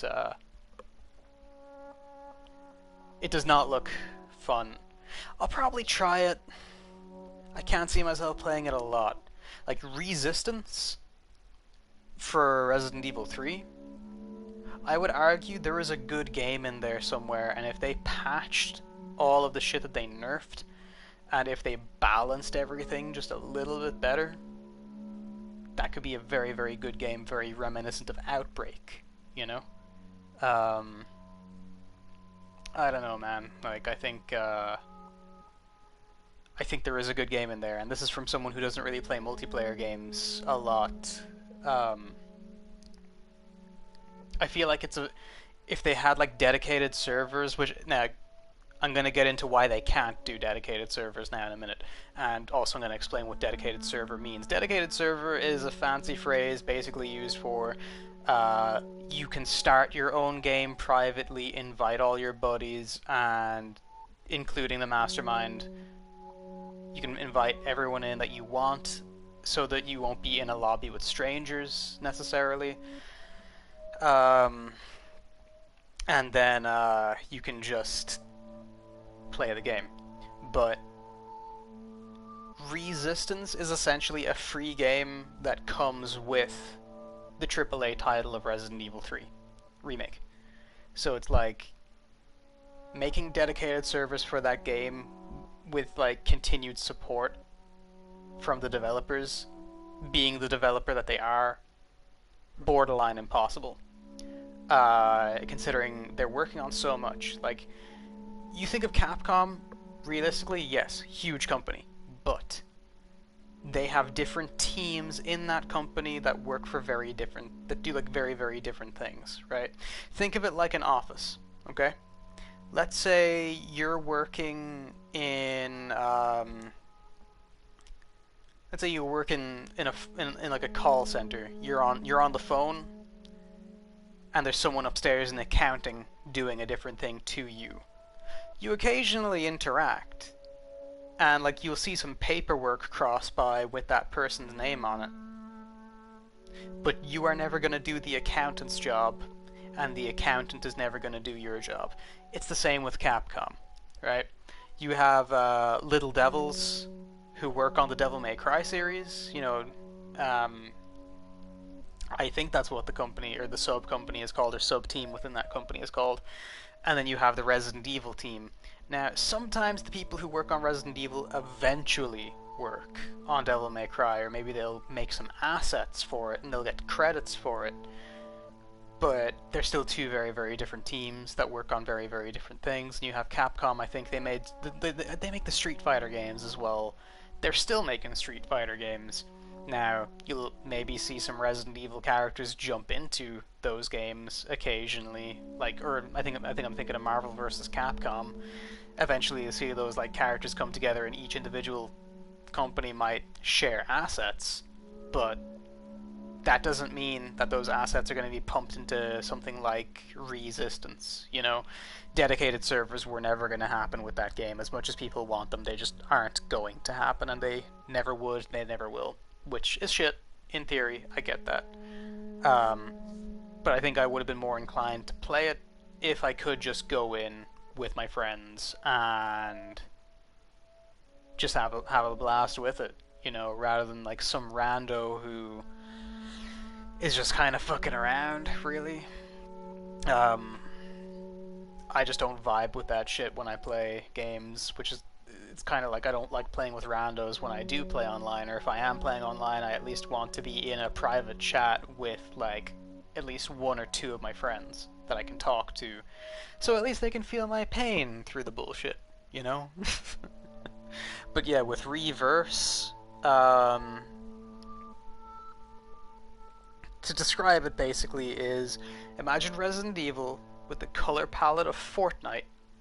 You play as the main characters in a team deathmatch in a previously seen Resident Evil location, such as like the RPD police station or fucking Raccoon City streets, something like that. And when you die, you like explode into an enemy character like Tyrant, Mr. X, or fucking Nemesis, or even Jack Baker. I think Jack Baker's in the game too.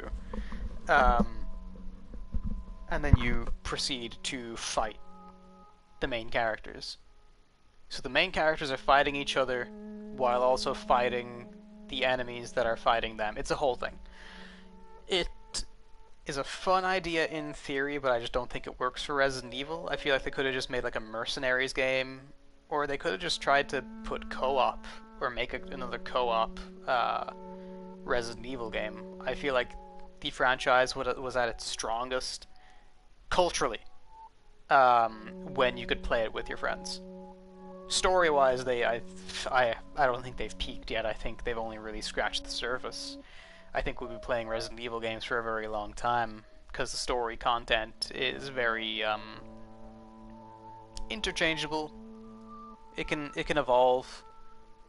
I mean, if you asked me 6-7 years ago, if you asked me like 6 or 7 years ago, would I play a first-person shooter Resident Evil game, I'd be like, I mean, I liked Resident Evil Umbrella Chronicles to a degree, but probably not. And here I am playing Resident Evil 7. It's in first person, as probably one of the most loyal to the source material games that we've had in a while, excluding the 2 remakes that came out recently. Like, say what you like about Resident Evil 6. I still really, really enjoy it, especially when I play it with other people, but it's not as loyal to the source material as, you know, Resident Evil 7. It doesn't have any returning characters that aren't Chris Redfield, but, like, it still feels like Resident Evil. It feels a lot like the first Resident Evil, in my personal opinion. Or maybe not like the first one, but like the HD remake of the first one. For reasons that I might go into in a separate stream, because I am aware that it is getting to 3 in the morning. And you guys probably, like, for anyone left, want to get the fuck out of here. So anyways, actually with that said, I'm going to stop running my mouth, and I might return to this when I stream Resident Evil 7 on PC. That is something that I will be doing. In fact, if you're listening to this now, watch the original parts from PlayStation 4 while you can, because I will be making those either private videos or subscriber-only videos. And then I will likely start playing Resident Evil 7 on PC as a sort of road to Resident Evil Village in May. Actually, I might save... I might start Resident Evil 7 on PC next week. That feels like an adequate amount of time to play that and go straight into Village. Now, I will be leaving the DLC and the VR episode of these here on my PlayStation up. You'll be able to watch those, but the base game, I'm going to be putting them on private because, like, or not private, but maybe subscriber only or something like that. Because there's largely no point in having 2 playthroughs of Resident Evil 7 up unless you are someone who has followed the channel and would like to compare both playthroughs. That's my logic behind it. Regardless, you're still going to be seeing me play Resident Evil 7 on the channel, so take that information as you will, or as you like. And with that said, I'm going to sign off for the night. Although my sleep schedule is so fucked, I'll probably end up watching a movie or something, so I will see you next time, where I will, I'll figure out something else to play. If PlayStation Network is nice to me, I might try something that's already on my hard drive. I might try and continue with The Last of Us. I do intend on going ahead with The Last of Us, but, like I said, PlayStation Network shot itself. There's nothing I could do about it. And if it continues to have that problem, it honestly might not go ahead. Which would suck, because I do want to finish it. I love playing that game. I love playing both of those games. The second one's amazing. Fuck the haters, I really like the second one a lot. Again, has its issues, but that's its own thing. That's its own thing that I will get into when I play it for the channel. So, yeah. I'm out. I will see you guys some other time. Later.